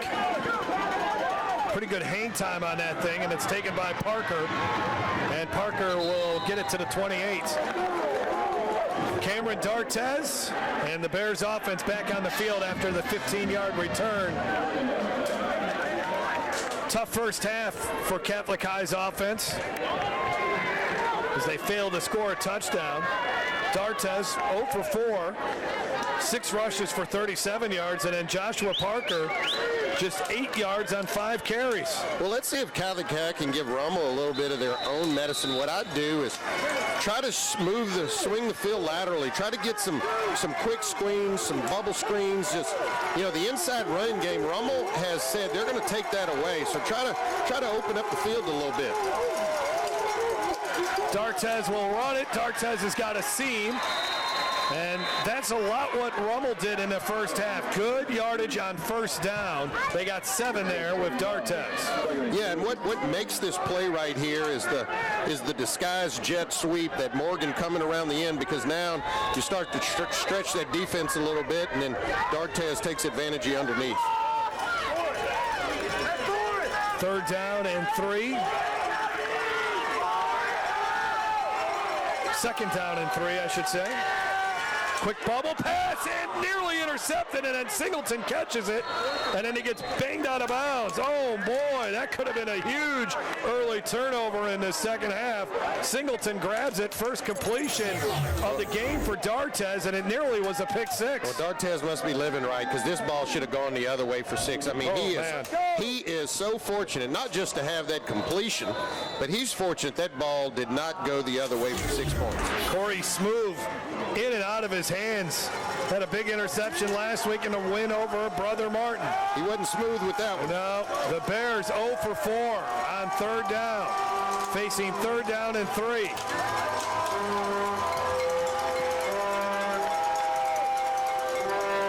D'Artes keeps it. D'Artes will be denied. Well, maybe not. How about the second effort there? And that should be enough for a first down. He was hit by Quentin Cage right at the line of scrimmage, but he kept the legs moving, and D'Artes gets a big first down for the Bears. Well, that's just sheer desire, because you're right. Quentin Cage came downhill like he's been playing all night, bringing more people in the box. Watch him fill the hole right there, and then D'Artes just kind of spins out of it, uses that lower body strength, and basically runs backwards to pick up the couple of yards for the first down. Just the 4th first down for the Bears. And again, no running room for these backs. Nothing. As Parker shut down once again. Colby Fields, who played very well last week, right there. Well, Jay Roth said that his defense has had a really good run here at the end of the season and that they're gelling at the right time of the year. Defensive coordinator Nick Monica has to be pleased with what they've done against a Catholic High offense that's averaging 41 points a game. Second down and 9. Another try for Parker, and similar results. Not happening there. Kabaz Craig, this Rummel defense, I think they're inspired by what the Saints did last night to the Falcons. Shut down Atlanta's running game, too. Well, they're playing good up front. You see Kabaz Craig. He's been one of the main culprits up there. Just not allowing that offensive line of Catholic High to push him back. Another third down and long here for the Bears. 3rd and 7. D'Artes feeling the heat. D'Artes won't get away that time. Sacked. Kabaz Craig. Man's having a huge game, and now coming up with another big sack. And remember, the guys that I'm mentioning here, Craig, Quentin Cage, Donovan Kaufman, these guys are going to be back next season. Yeah, Coach Roth is excited about that. And that time, Kabaz just beat a double team and able to get to D'Artes. 7-yard loss. Frustrating night for the senior QB. Interesting punt formation here. Got to be careful. They will fake it. They love trick plays. Catholic High does. Better get some defenders out there. Rummel might need to burn a timeout. Kazanov's punt. Wow. Look at that. That is a thing of beauty. Wow. You want to talk about flipping the field? That will be down at the 2-yard line. Unbelievable. What a weapon. What a weapon. This, if you're Pete McMahon and the LSU special teams staff, if you're watching, that might be the guy you might want to give a scholarship to. I'm laughing because Corey Moore, he's like, oh man, that thing just sailed way over my head. You're going to have to give Kazanov a little bit more respect than that. You're going to have to line up a little deeper because he just drilled it over Corey Moore's head. So the Raiders will start from their own 3-yard line. He's not a big guy either, and he punts the heck out of him. Fields 11 of 16 for 94 yards, a touchdown and interception. Logan Diggs 5 carries for 30 yards. Give him a little breathing room on that first down run.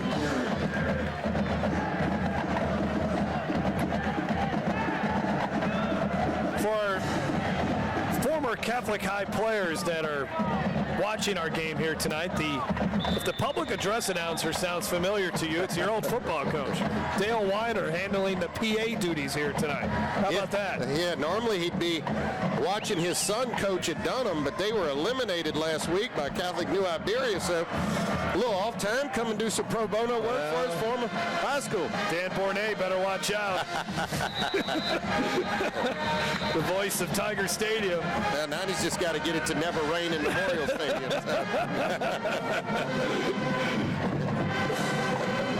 You know, I think Dan will say that even if it's storming, right?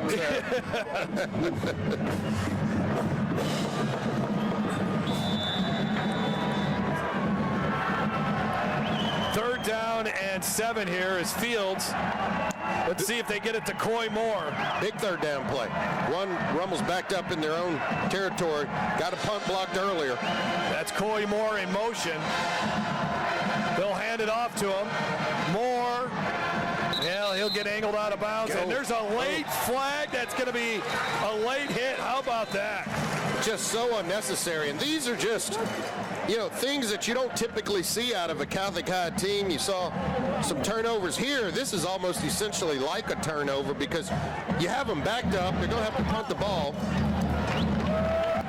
What a time for the Bears' first penalty of the night. And then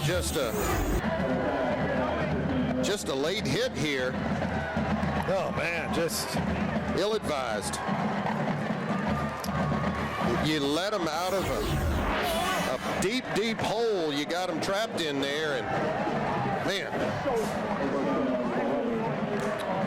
Well, it's been a good night for Bo Backus, but he's got an interception, a blocked punt, but that one he obviously regrets, the free safety for the Bears. So now the ball moved out to the 24-yard line for Fields. Again, Rummel's offense has not done much since the opening drive. They run the ball on first down and only 3 on that carry for Jalen Sturgis.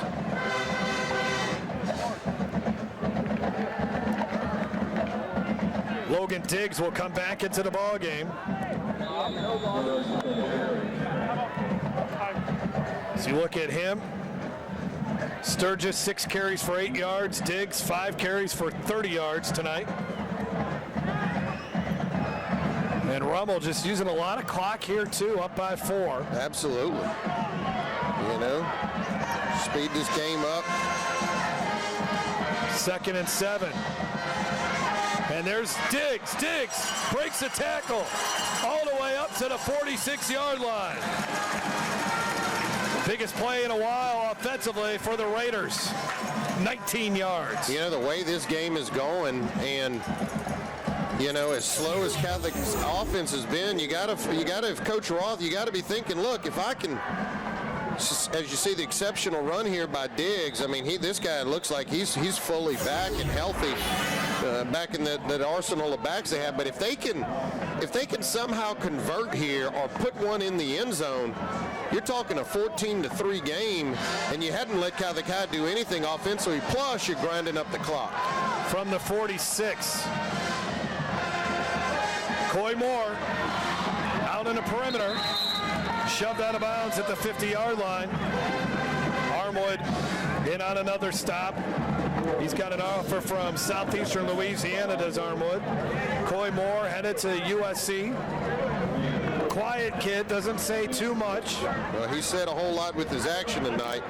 And I tell you what, that's another little play that again has had a lot of success. It's not a complex play, but it's just a quick hitter, quick bubble screen, and it puts you in positive yardage on first down. Coy Moore, 9 catches for 87 yards. And stumbling in the backfield is Sturgis, and he'll be down there. How about our 2 1,000-yard rushers? The 2 guys that we highlighted as key players in this game absolutely shut down in this contest. I think the 2 of them combined don't even have 20 yards in this game. No, and both of these teams came in with the commitment that we're not going to let the other beat us, the way that they want. And that's running the football with Joshua Parker and Jalen Sturgis. Somebody else is going to have to step up and beat him. Now, for Rummel, fortunately, they've been able to get some things through the air in Coy Moore, and he's having a big-time game. Catholic High hasn't been able to find that other offensive weapon. Rummel is 2 for 5 on third down tonight. Maribel in motion. Fields over the middle. Caught. First down, Raiders. That time it was Amor Rochelle who had the big touchdown catch at the end of the Brother Martin win last week. That's his 15th grab of the season. 13 yards, and they moved the chains. And Amor Rochelle is just a big, big target. It looks like he's got more of a tight end frame. And you see he's got great hands going down there and catching the football. But this is another guy who probably goes as 220 if you ask me. 1st and 10 at the 39. Yeah, Jay Roth wasn't sure if Rochelle could be a wide receiver in this spread offense. Running downhill is Walker, and he gets to the 36. Patrick DeLatte, one of the Bears defenders there. And it was a 3-yard gain. Again, and look, Rummel is just chewing this third quarter up. As you can see, we're kind of getting close to the 4-minute mark in this football game, and they've been doing just enough to move the chains and eat the clock up. And again, what they're going to need to do, though, is finish this drive, because if you leave the score at 7-3, give Catholic High the football back, you just got a feeling they're going to pop something. 10th play of the drive. Diggs. Bouncing it to the outside. It's going to be close. About a yard shy of the first down as they continue to rotate running backs in tonight. One thing we haven't seen from Catholic High, and maybe they just haven't had the ball long enough, the Bears like to rotate running backs a lot, but we haven't seen much there. We haven't seen much of Braylon Morgan back there. Jake Outlaw.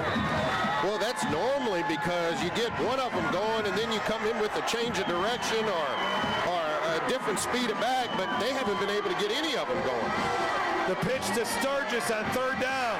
First down, Rummel. And this crowd senses it. They know that is a huge first down.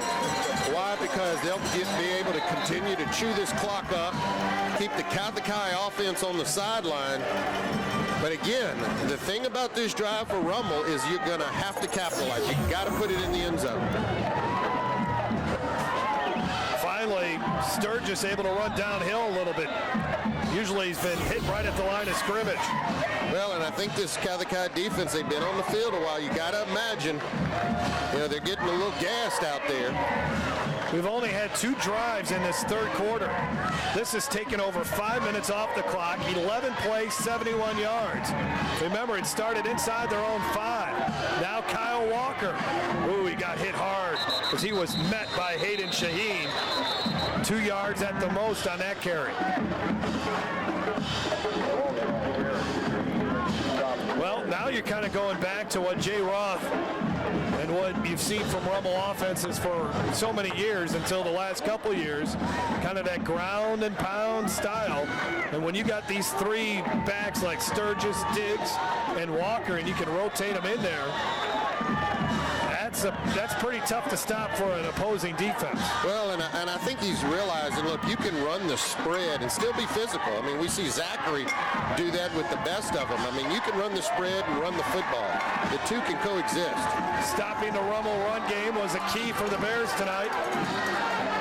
Big hit there. Lowering his shoulder was Diggs, for maybe 3. He's going to be something special. Yeah. The next couple of years, you can look at him. He looks the part and really is the part. He's got a lot of growing still left to do. I'll tell you what, this entire Catholic League, Rummel's got some young guys. We saw St. Aug and Holy Cross 2 weeks ago. Those 2 teams, both littered with sophomores and juniors on their rosters. Jesuit seems like that program's getting good. This Catholic League next year is going to be mighty, mighty tough. Jay Roth will burn one of his 3 timeouts in the second half. Under 2 minutes to go. Rummel trying to grind out a win and get back to the state championship game.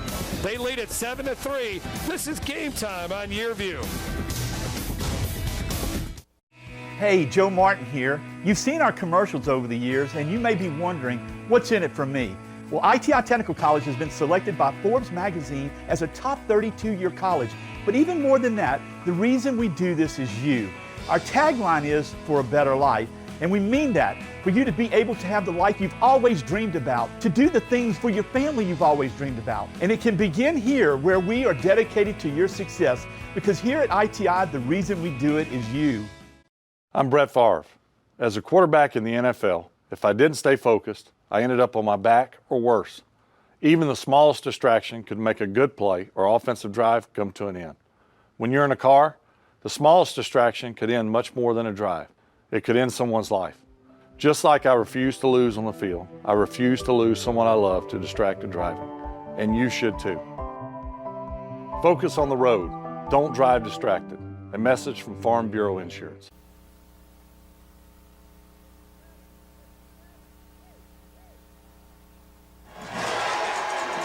Early on in this quarter, the Rummel Raiders looked like they were going to go out on a 3-and-out inside their own 7, but that late hit there wasn't ferocious, but it was enough. A 15-yard penalty on the Bears, and the Raiders, they still have the football. This is the 14th play of the drive. They've had it for 6 minutes and 48 seconds. They're facing 3rd down and 6 from the Bears 22. You hate to think a late hit might be the play of the game, but if they put this ball in the end zone, it very well could be. Back to the ground and Diggs. Good blocking. He stopped shy of the 1st down, though. He needs a couple more yards to move the chains. A huge 4th down coming up here for the Raiders. Well, and you could tell by that play call, Coach Roth was committed to going for it on 4th down. Well, maybe they're sitting on the kicker as soon as you say that. But that's typically a call where, hey, 3rd and 6 and you hand the ball off, you know, that you're thinking you got 2 plays dialed up, but maybe he's feeling good about Vanderbrook and his chances. He's perfect on the season. His long is 45, and you're right, he's 6 for 6. This one from 35, and a 7-point lead. This is a huge kick. I mean, this is a huge kick.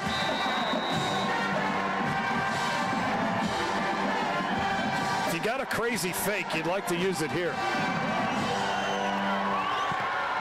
It's got the distance, it's got the accuracy, and that is straight through. That's huge. It's a Jason DeClaire kind of game. Field goal kickers making an impact, and the Raiders have their touchdown lead back. Field goals and the Chicago kind of weather mixed in there, you know? It's too warm for Chicago in late November. You know, the wind, the rain. But this is definitely playoff football here. And I tell you what, you know, I know they wanted to put this ball in the end zone, but that 3 points gives Rummel at least a little bit of breathing room there. It forces Catholic High to have to score a touchdown. 7 for 7 now is Vanderbrook, who is a junior, another guy that will be coming back for the Raiders.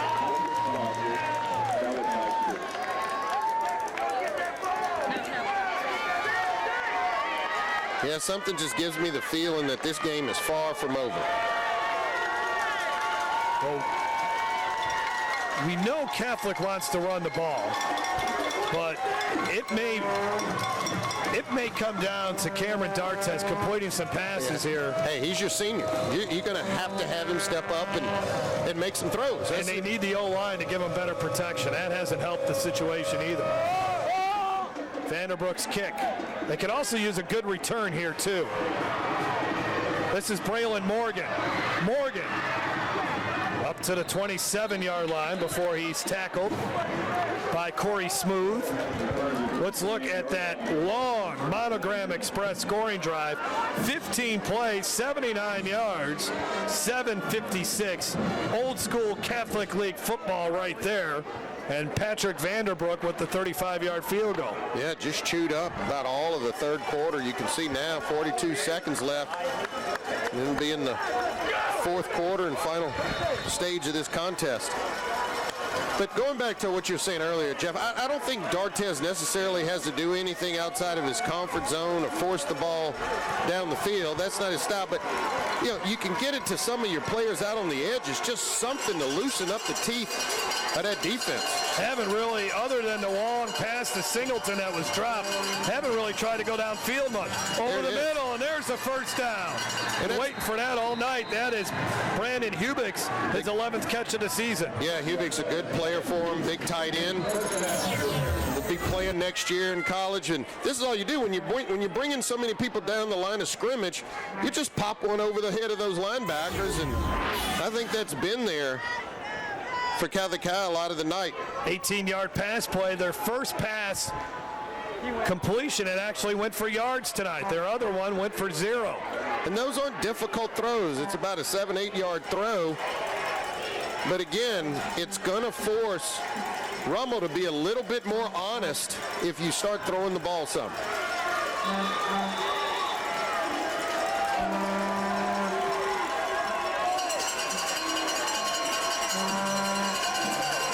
Parker in the backfield with D'Artes. 13 seconds on the play clock as D'Artes surveys the defense.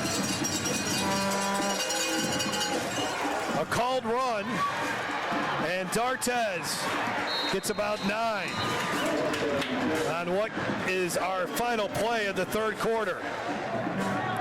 Only 3 points in the third quarter. That was by the Rummel Raiders. And we're now 12 minutes away from deciding who will head to New Orleans and play in the Division I state championship game 2 weeks from Saturday, where they'll likely take on John Curtis, who's leading Evangel 49-28. It has been an old school kind of game. Some crazy bounces and some tough defense by the Raiders. When I tore my ACL, I didn't think I'd ever be able to play soccer again. My doctor told me how important physical therapy would be, so I chose Peak. I'm glad I did. Now I'm stronger, faster, better than ever. Choose Peak. Choose Peak Performance Physical Therapy. When I get back to Baton Rouge, I get in my blues mobile and I drive right on down to Partner's Barbecue. And you know what I do? I get me some ribs, all 10 to 2. Some baked beans, some potato salad, some smoked sausage. You got to come on down to Partner's Barbecue, yeah. That's what I'm talking about. I didn't tell you guys about the game the other day. My seats were right behind. You're not thinking about if you set the alarm before leaving the house. You're thinking about how you caught the home run that extended the series to 7. You're thinking you finally have a baseball story to rival theirs. You're thinking about how you caught the ball barehanded without spilling a drop. You're not thinking about if you set the alarm. Well, maybe just a little. Stay close to the moments that matter. Cox Home Life will take care of the rest. Exercising is my life, so when I had to stop because of my foot and ankle pain, I was absolutely devastated. I chose Peak and they taught me how to relieve the pain. They really do bring out the athlete in everyone. Choose Peak. Choose Peak Performance Physical Therapy. Bears offense will get it going. They're down by a touchdown.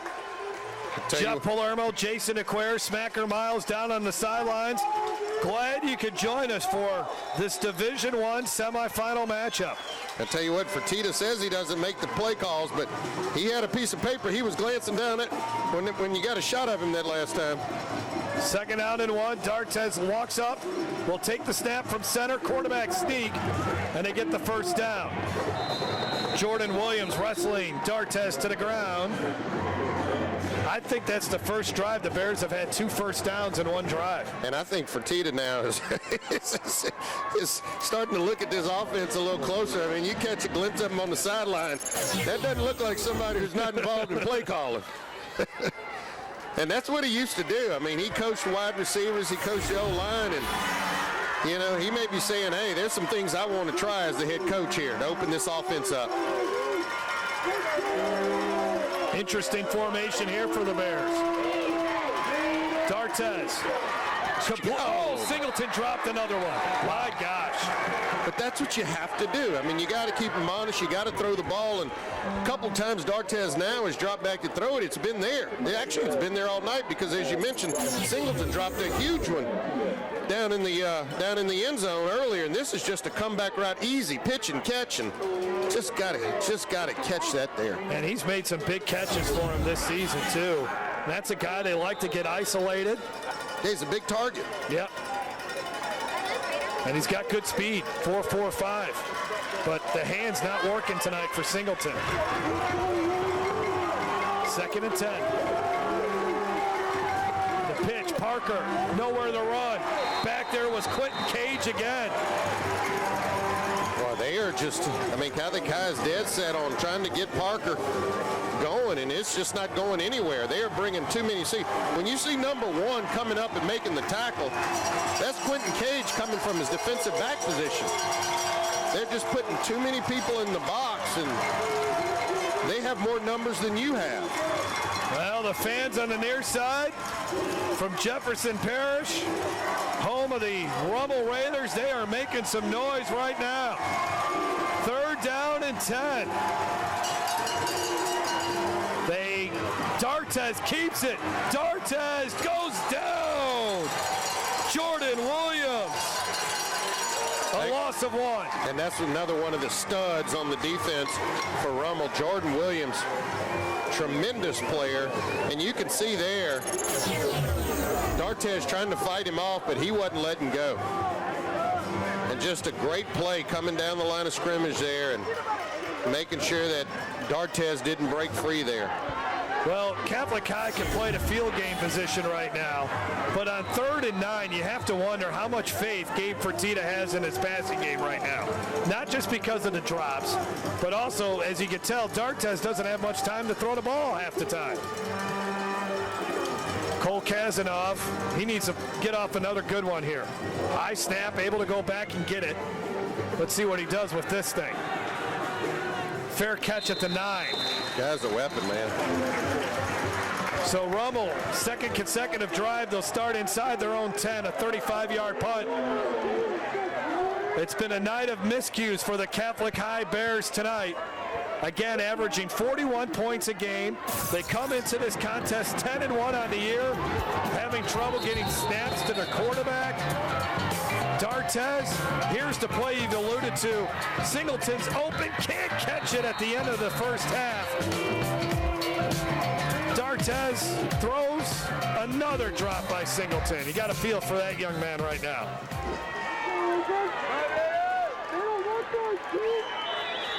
Catholic High, 6 rushes for negative yards tonight.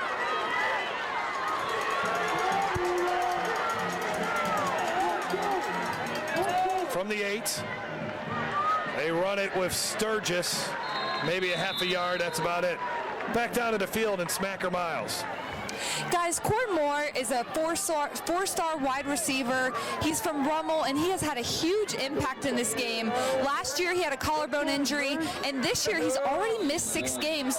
But Coach Ross said this is as healthy as he's been all year, which explains a lot of his performance tonight. He's committed to USC, and he says he's a quiet guy, but his athleticism definitely speaks for itself. Yeah, we asked Jay Roth earlier this season when we did the game against Escambia, so does he have that LA swag thing going on? And he said, no, he's not like that at all. Not much running game there, as the Bears know the Rummel Raiders are trying to chew up some clock. Yeah, Connor Finucane on the tackle. Rummel just looking like they don't want to make any mistakes this deep in their own territory. Well, and willing to try to milk clock. But remember, Catholic High, last time they went to punt, Catholic High brought some heat and was able to block the punt. So I know they'd like to try to pick up a first down here. Rummel has been good on 3rd down tonight. They are 4 for 7. 3rd down and 9. A late hit deep in their own end on the last drive kept that drive alive for Rummel.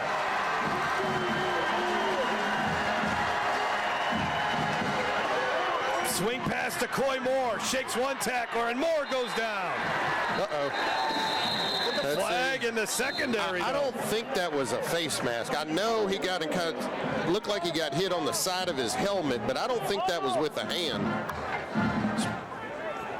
No yard on the play, or no gain on the play. Okay. So they decline it.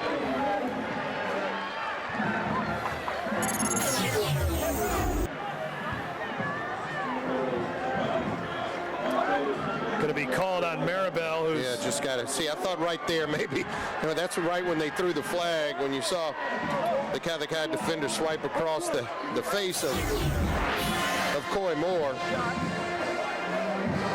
But Patrick Vanderbroek will punt from his own end zone. Need a clean snap.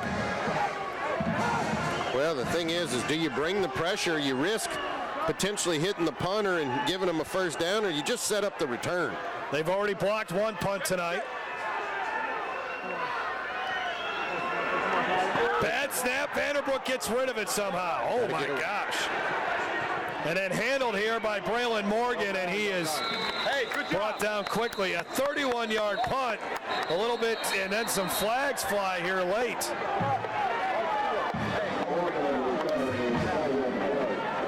Well, this flag was clearly after the play. I'll tell you what, that was a good job just getting that punt off. Wonder if Vanderbroek plays third base for the Rummel Raiders.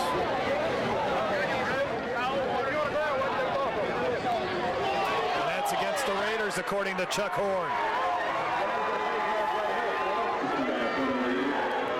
This is a 15. Legal hands of the face. Bears are going to have great field position. Watch this again. He just scoops this one hop. Man. Says, I got to get rid of it here. Forget about technique and form. No, that's not a fun feeling when you're punting out of your own end zone, and then you get a bad snap. Oh, right there, a little swipe to the face mask there by Ethan Barnesfather. And that cost him 15 yards, and now the Bears set up shop at the Rummel 26. 8 minutes to go. You almost feel like it's now or never for this Bears offense.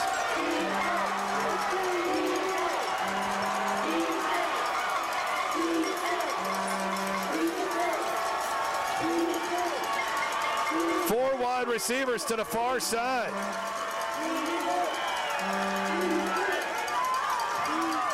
D'Artes zips one. Nice grab. Gregory Martin inside the 10. Tackled by Gavin Holmes. Well, that was a well-designed play there. Looked like they were going to throw the bubble screen, but watch, D'Artes fakes the bubble screen and then hits the next window, sitting right in between that zone, and that's just a great play, and good job by Martin going up and get a ball that was thrown a little high there. 18th catch of the season for Gregory Martin.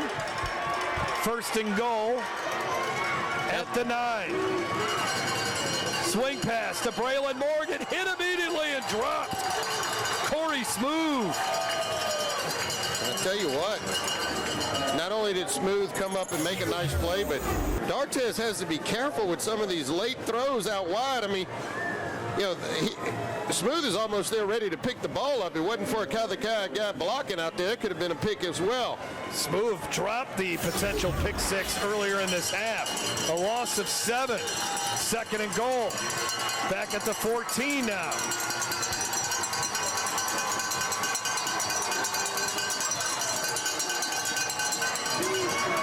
Over the middle. Caught by Singleton. Touchdown Bears! Solomon Singleton redeems himself. You know that's a happy guy right there. He feels like, look, I've let my team down a couple times tonight in this contest, and I'll tell you what, the faith in Coach Fertitta to go right back to his big target, his big receiver, and you can say, you can see that, talking to him on the sideline and probably keeping his head up and, hey, big guy, don't get your head down because we're going to need you. We're going to come right back to you. And I tell you what, he held on with that one, Jeff, for dear life there. He wasn't letting that one go. Big extra point to tie the game, and we're all knotted up at 10. 6:57 left to go in this Division I semifinal. Catholic High and Rummel. as D'Artes rifles that one in. Don't go away. More coming up on Game Time. Tonight's Game Time play of the game is brought to you by Podna's Barbecue. Slow cooked, fall off the bone perfection, and the best baked beans in America.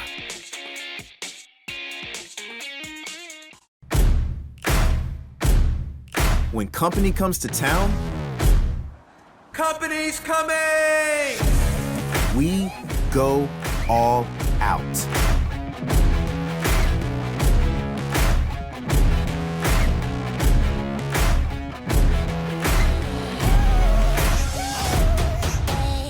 All you gotta do is get down here and visit Baton Rouge. Tonight's Game Time League standings are brought to you by the best place for you to live and work in South Louisiana is West Feliciana Parish. Check out wfparish.org. West Feliciana Parish, where you really can have it all.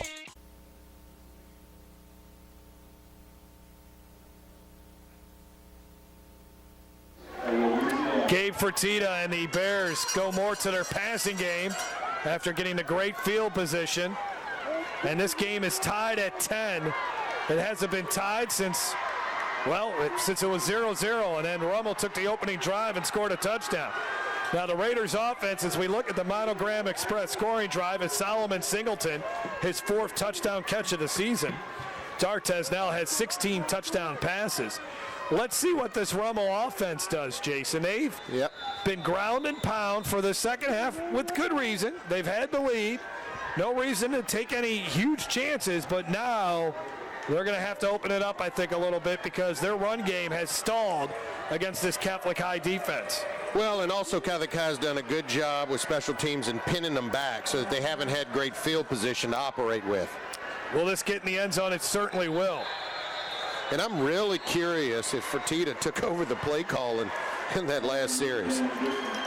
Well, we were talking about this quite a bit. I mean, Catholic High's got these great receivers as Gabe Fertitta firing guys up. I mean, Forrest Roy, Gregory Martin, Singleton, Hubix, and they were just, other than Singleton, none of those other guys were involved in the offense tonight. No, that's right. And like I said, he former wide receiver coach, played wide receiver himself. And that time, I think he said, look, we've got to throw the ball. I mean, we can't end our season like this. We got to go out at least pressing a little bit and able to dial up some good stuff that last series. Now they got to hold tight here on defense. But as you mentioned, Rummel, I think, now has to open it up a little bit. In motion is Jacob Wright. Running to the outside is Walker. He gets to the line of scrimmage, and that's it. I said it earlier, Rummel coming off a season where they went 6-5 last year. They're 9-2 this season, and Jay Roth says the biggest difference, they've won games in the 4th quarter this year. Can they do it here tonight? On the road against a Bears team that is feeling much more confident.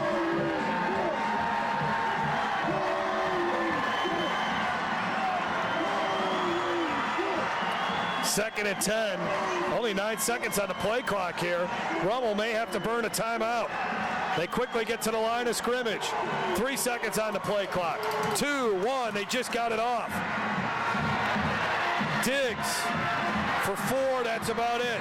Let's go down to the field. Smacker Miles has more on Gabe Fertitta and his Catholic High defense. Coach Fertitta and his defensive coordinator, Deuce Harrison, go way back to their college days when they played together at Mississippi College. Coach Fertitta says they're as close as blood as they could be as blood-related without actually being related. Deuce would go to the Fertitta family Thanksgiving while they were in college, and they even lived together as young coaches. They would stay up, they would draw plays, and Coach Fertitta would drop an offensive play, and then Coach Harrison would show him how to beat that defensively. Jeff? Story, Smacker. 3rd down and 6. This place is alive. Fields got time to throw. First down, Rummel.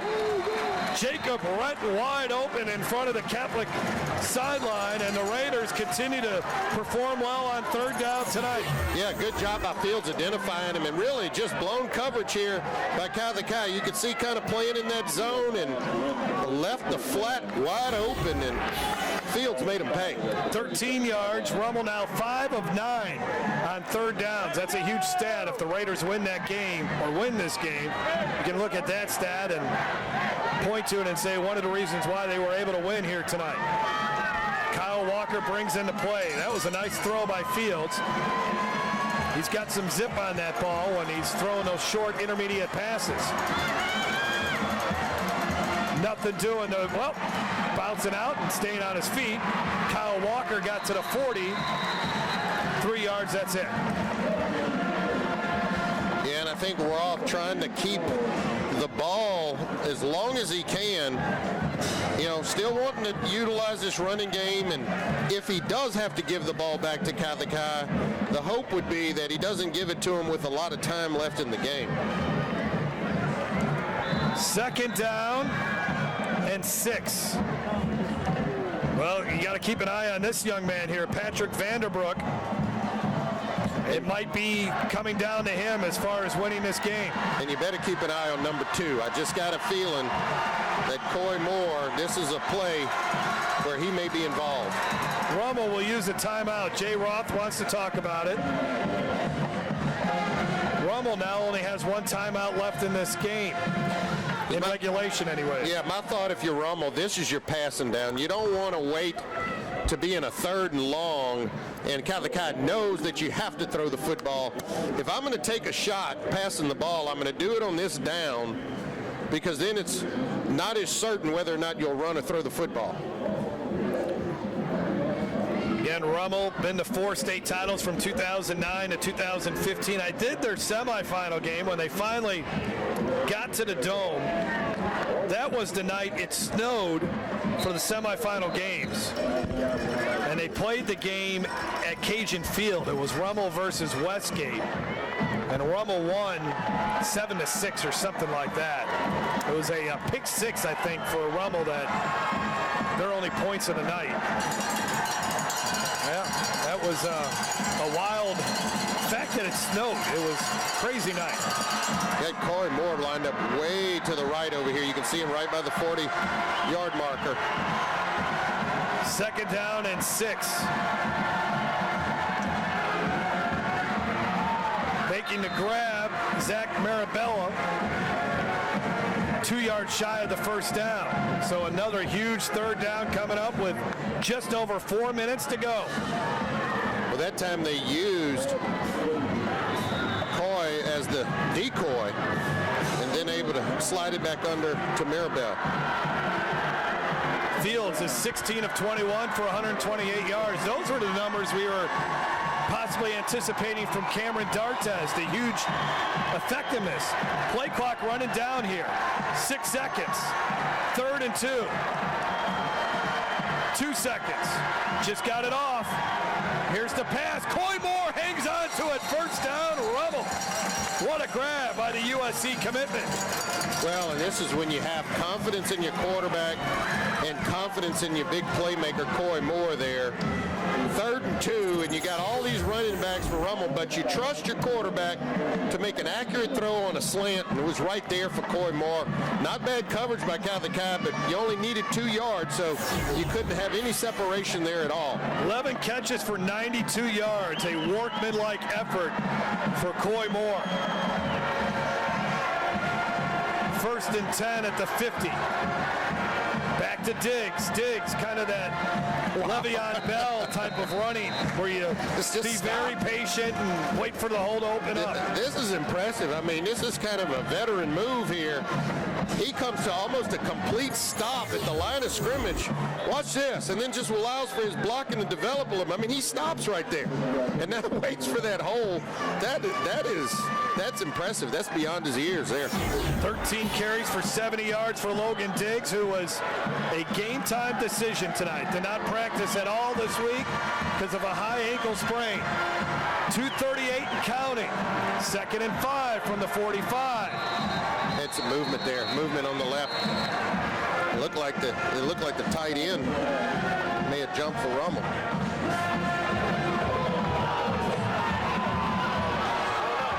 Yeah, that's what I think. The tight end, number 86, on that far left side. Watch him come out his stance a little bit early right there. The right call. Carlton Williams, the senior, 7 penalties for 50 yards, and it's 2nd and 10. Clock running again after they set the ball down. Tell you what, in this game, that's a huge 5-yard penalty.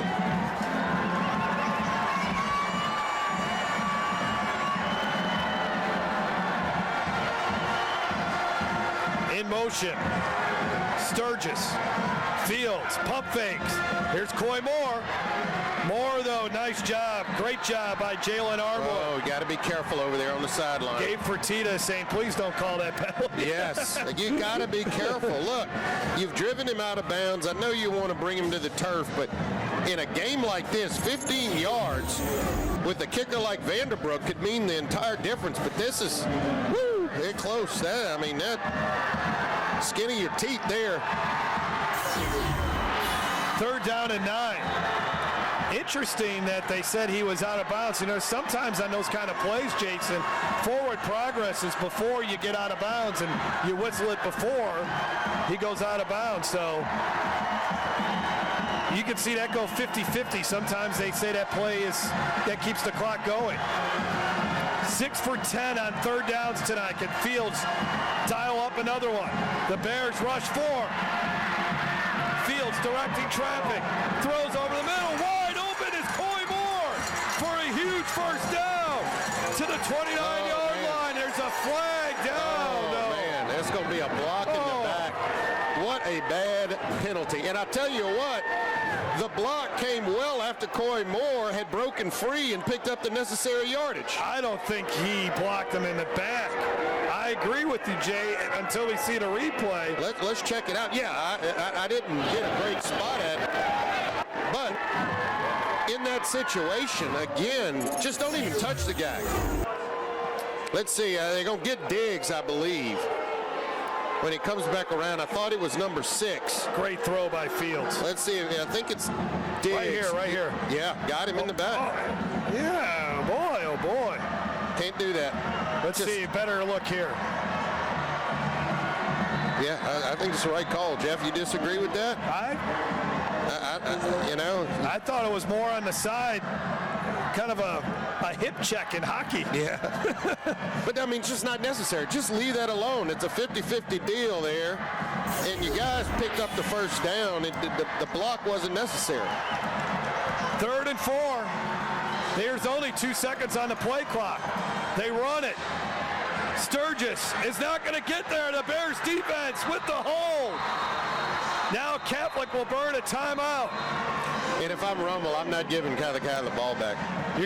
I'm going for it. You got to punt it. You got to punt it, Jason. I wouldn't punt the football. And the reason is look, you got the defending state champs on the road. You need 3 yards. You tell your team, look, if we can get 3 yards, we win this football game, or we get an opportunity to put our field goal kicker out there and win the game. You know, and you've done a great job at stopping this Catholic High offense. You haven't given up a whole lot, and I wouldn't give them the football. No, not with Catholic's ability to kick field goals. You got to make sure they're driving at least 80 or 90 yards. Or 50, 60, whatever it might be to get in the field goal range. I'm just considered the underdog here. And if you punt it, you're giving them the ball back. So, those plays can happen. You get in field goal range. But if you go for it, you get a chance to end the game and kick a field goal if you convert. The emotion in this game, it's been intense. Trip to the state championship game on the line. I bet you a hamburger, Jeff. He's not putting that punter on the field. They may try to draw him off sides. They got a timeout that they can use. Or really, a delay a game wouldn't necessarily hurt him either. I think you at least try to draw it out. Vanderbrook's out there. Oh, well, I owe you a hamburger, buddy. I think this is the right call. Your defense has been phenomenal all night. Pin them back as far as you can. Play for overtime. Take your chances on a 10-yard field. With your ability to convert on 3rd down tonight, to run the ball more effective than Catholic High can. Catholic High has nobody back there. Nobody. What do we got here? Do they got 12 men on the field? Or no, did they take the delay game? I think Rummel took the delay game. Well, they're clearly punting it now. Yeah, okay. I'm a little confused why Catholic doesn't have a deep guy back there. Okay. Well, 4th and 3, you got to be watching out for the fake. That's for sure. And that's probably what they were thinking. Now, he's punted some low ones, and you got to be careful. There's been a couple times tonight where Catholic High has been trying to set up for the return, and the ball comes very close to hitting one of the up guys. Bad snap on the last punt, too. Good snap that time. Decent punt here. And it takes a Catholic bounce. No, that time it hit the wrong. Oh, what happened there? Why would you touch the football? What happened here? Now, if it hits a Rummel guy, a Catholic guy can pick it up. But if they lose it, why would you even come close to the football? It did hit a Rummel guy. It hit one of the Rummel flyers. It hit one of the Catholic guys. Well, afterwards. No, it hit the Rummel guy first. And then when Catholic High went to try to pick the football up, he then lost it. He fumbled it. Watch, it's going to hit the Rummel flyer right there. Now, get away from it if you're Catholic High. But they come and try to return the football right here. And now it goes off of him, and Rummel recovers it. Rummel recovers, but it's a free shot for Catholic High on that kind of a play.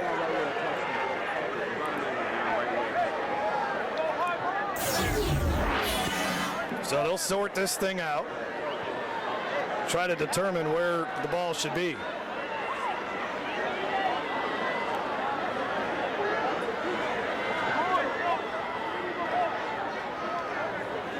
Well, Chuck Horn's been busy here lately. Yeah. Pretty quiet for 3 quarters. So the Bears have it at their own 25-yard line, 1:29 left.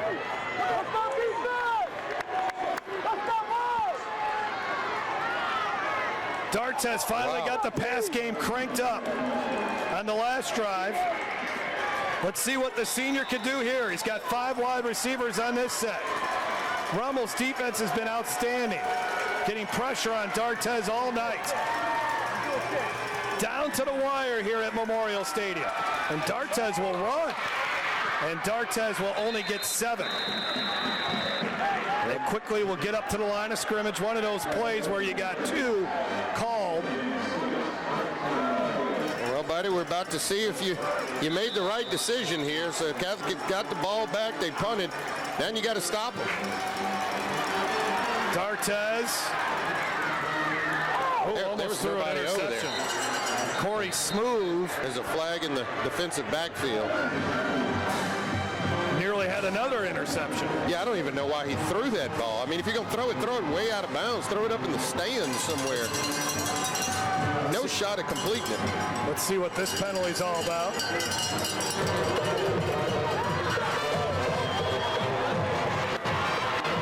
Rummel keeps hurting themselves with these penalties. Man, oh man. Only a 5-yard penalty, but still. Stops the clock, first down. 10 penalties. They had 10 penalties last week. They got 10 more here again. They've been averaging about 10 penalties this season. And if you know Catholic High, what you got to be watching out for is some sort of trick play on one of these downs here.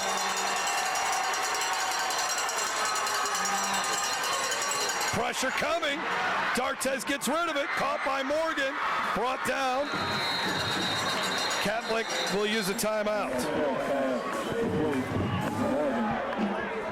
Braylon Morgan's 20th catch of the year.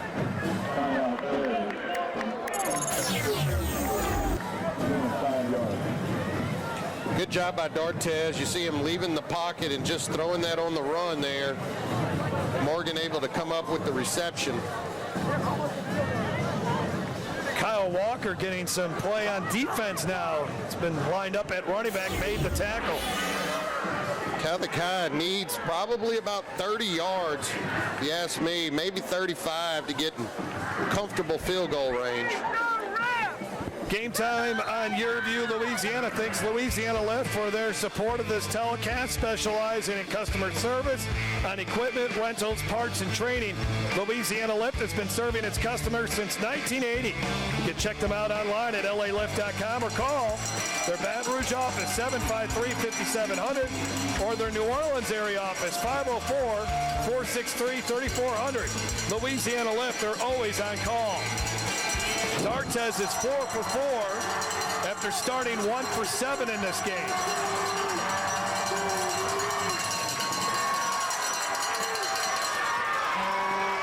They're coming. There should be a holding penalty there. The pass is complete. That's a hold, 71. Forrest Roy makes the grab, and this is going to make it really difficult now for Catholic High. Again, spotted the foul penalty in high school football, so it's not just 10 yards back from the line of scrimmage. Yeah, this is one of those where if Alexander doesn't catch him, yes, it's going to be a sack on D'Artes. I mean, you don't want to see a hold, but that would have been a sack. Joseph Alexander at 300 pounds. That kid is a major college prospect, but got beat on that play. 19-yard penalty there for the Bears and Gabe Fertitta. Well, now you got to be careful. You don't force one. And you allow Rummel to intercept and be able to kick a field goal and walk off.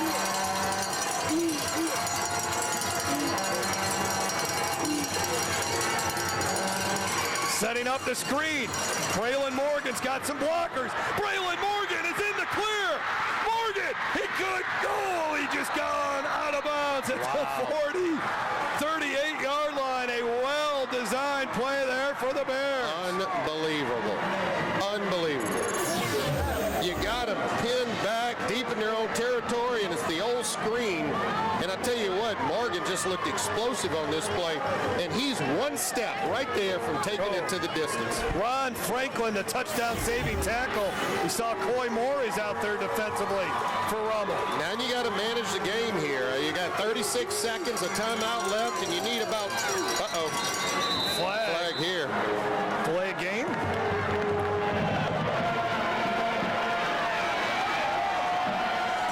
Got to keep your composure at this point.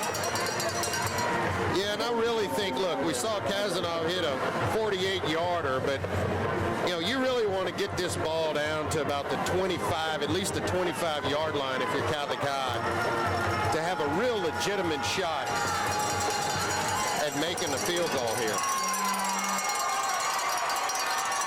We need about 25 yards. D'Artes, incomplete. Sorry, that doesn't hurt you. Good pressure again by Rummel, but that's essentially just a throwaway. Edward Francis, the intended receiver, a senior. That was 5 straight completions for D'Artes. That just came to an end. Only took a few seconds off the clock to do too.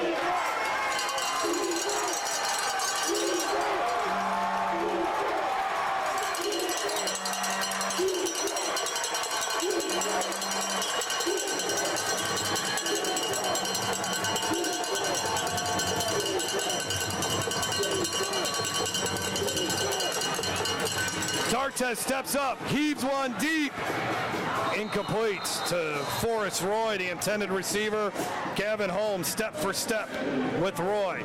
Yeah, and I mean, you don't have to force it down the field that far. I guess they were going for the home run ball, but it clearly wasn't there. But with the timeout left, you've got some time to work the sidelines or even over the middle of the field and try to get yourself in the field goal range. Each team has one timeout remaining. Catholic just 1 of 7 on 3rd down.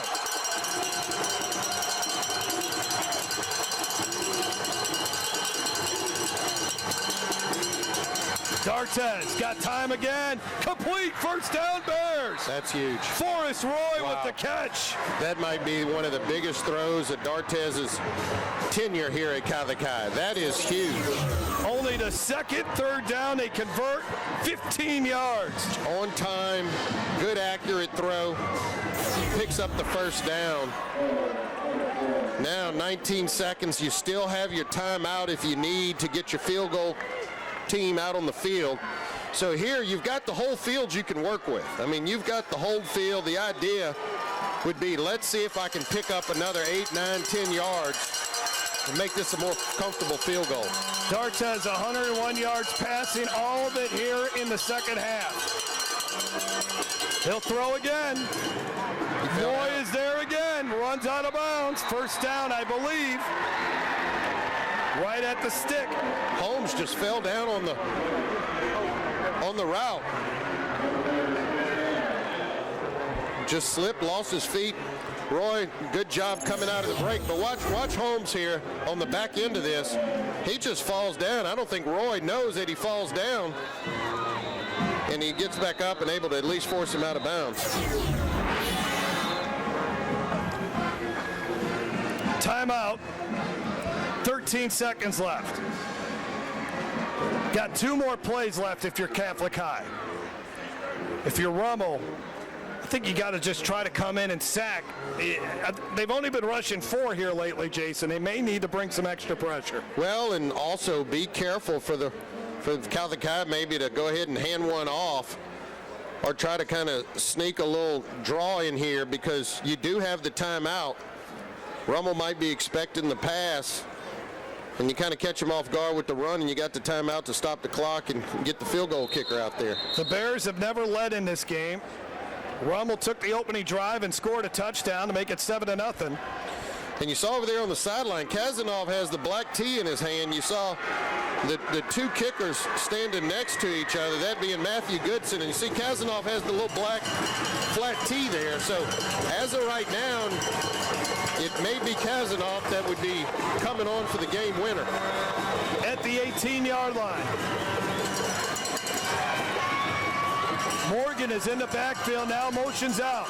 D'Artez runs, stumble. Yep, they're setting up the field goal. That wasn't I don't even know if that was a stumble. I think this is it right here. I think they were committed to getting this ball in the middle of the field. They may have gone over to Kazanov and said, where do you want it, fella? And he chose the middle of the field. You know, a lot of kickers like the hash. You'll see with the longer extra point in the NFL, a lot of kickers will kick it from the hash, not up the middle of the field. In the 2015 state championship game, it was a field goal that won it. In the 2018 semifinal matchup, will it be a field goal that sends the Bears back to the state championship game? You see, it's on the stripe there, Jeff. I was always a little superstitious. Even if it was on the stripe, I'd move my tee a little behind that white line. I hated kicking off the lines, but this is 35 yards on the mark there. Parker Fontenot's field goal in the 2015 title game was from 34. Kazanov is 3 for 6 on the season. He's had 1 blocked here tonight, and he's made 1 from 48 to send the Bears to the dome. The kick is straight through. Catholic High has the lead. Wow. Now, Jeff, we go back to that 4th and 3, my friend. You go back to that 4th and 3. Don't know that I've given him the ball back. What a kick. Eric Held and Gabe Fertitta. What a kick. So many things had to happen on that. They were backed up. You had the big screenplay. D'Artez comes to life and has a couple of successful throws, and then this thing was just drilled right down the middle. Watch it here again. Just drilled right down the pipe.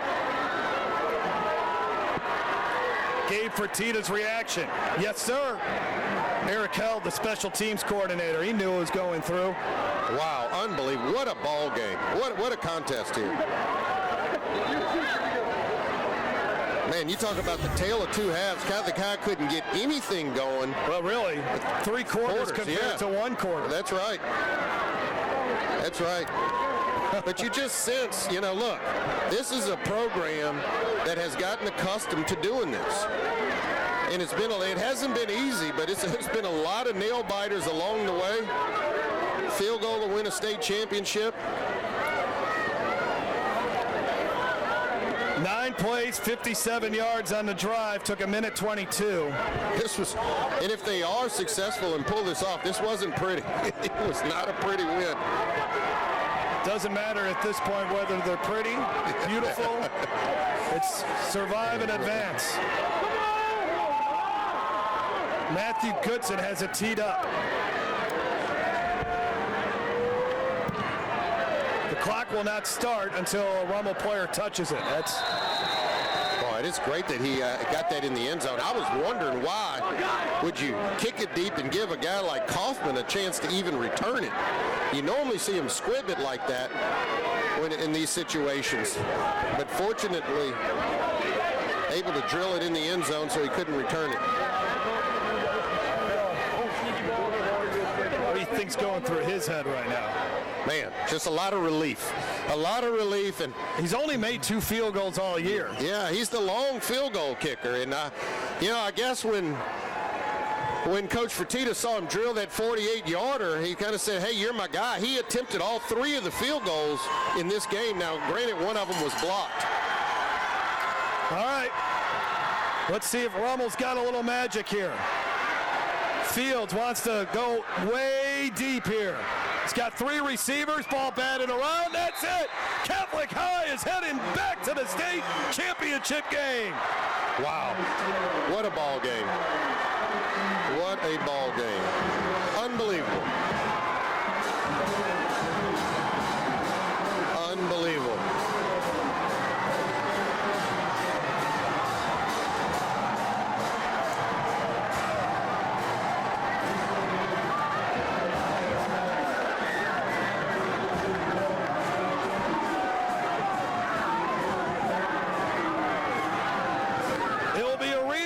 Of last year's state championship game as John Curtis beat Evangel tonight 56-34, and the Bears rally back from a touchdown down to beat the Rummel Raiders 13-10.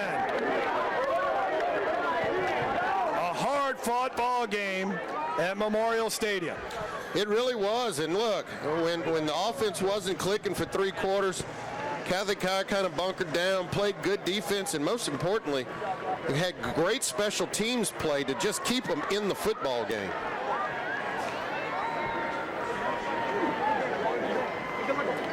The man of the hour right there. 2 huge field goals, a 48-yarder and then a 35-yarder. Oh man, he'll be the first one they let on the bus. Whatever seat you want, big guy. And our play of the game, we do it Jason DeQueer style. The former kicker, Jason, will enjoy this one. Now, another former kicker I used to work with, Patrick Broussard, said to me, when the game is tied and it's the final seconds, that kick is always easier. Let's take a look at it again. Yeah, because you can't lose the game. Our Ponda's barbecue play of the game. Just drilled it. I mean, he caught it clean. And you know what, Jeff, that one might have been good from about 50 as well. I mean, he just caught that ball clean and drilled it right down the middle. And when you saw it from our shot from the Louisiana lift truck, Rummel, they got good height up there. Their defenders looked like they had a good push. We'll take a break, and we'll have more. The Catholic High Bears heading back to the Dome for the 3rd time in 4 years. They beat Rummel tonight, 13-10. Tonight's Game Time Player of the Game is brought to you by Peak Performance. At Peak Performance Physical Therapy, we treat the athlete and everyone. Stronger, faster, better. Choose Peak. Check out the stories behind the games. Visit yourview.com/Louisiana. I'm Brett Favre. As a quarterback in the NFL, if I didn't stay focused, I ended up on my back or worse. Even the smallest distraction could make a good play or offensive drive come to an end. When you're in a car, the smallest distraction could end much more than a drive. It could end someone's life. Just like I refuse to lose on the field, I refuse to lose someone I love to distracted driving. And you should too. Focus on the road. Don't drive distracted. A message from Farm Bureau Insurance. I didn't tell you guys about the game the other day. My seats were right behind me. You're not thinking about if you set the alarm before leaving the house. You're thinking about how you caught the home run that extended the series to 7. You're thinking you finally have a baseball story to rival theirs. You're thinking about how you caught the ball barehanded without spilling a drop. You're not thinking about if you set the alarm. Well, maybe just a little. Stay close to the moments that matter. Cox Home Life will take care of the rest. Hey, Joe Martin here. You've seen our commercials over the years, and you may be wondering, what's in it for me? Well, ITI Technical College has been selected by Forbes magazine as a top 32-year college. But even more than that, the reason we do this is you. Our tagline is, for a better life, and we mean that. For you to be able to have the life you've always dreamed about, to do the things for your family you've always dreamed about. And it can begin here, where we are dedicated to your success, because here at ITI, the reason we do it is you.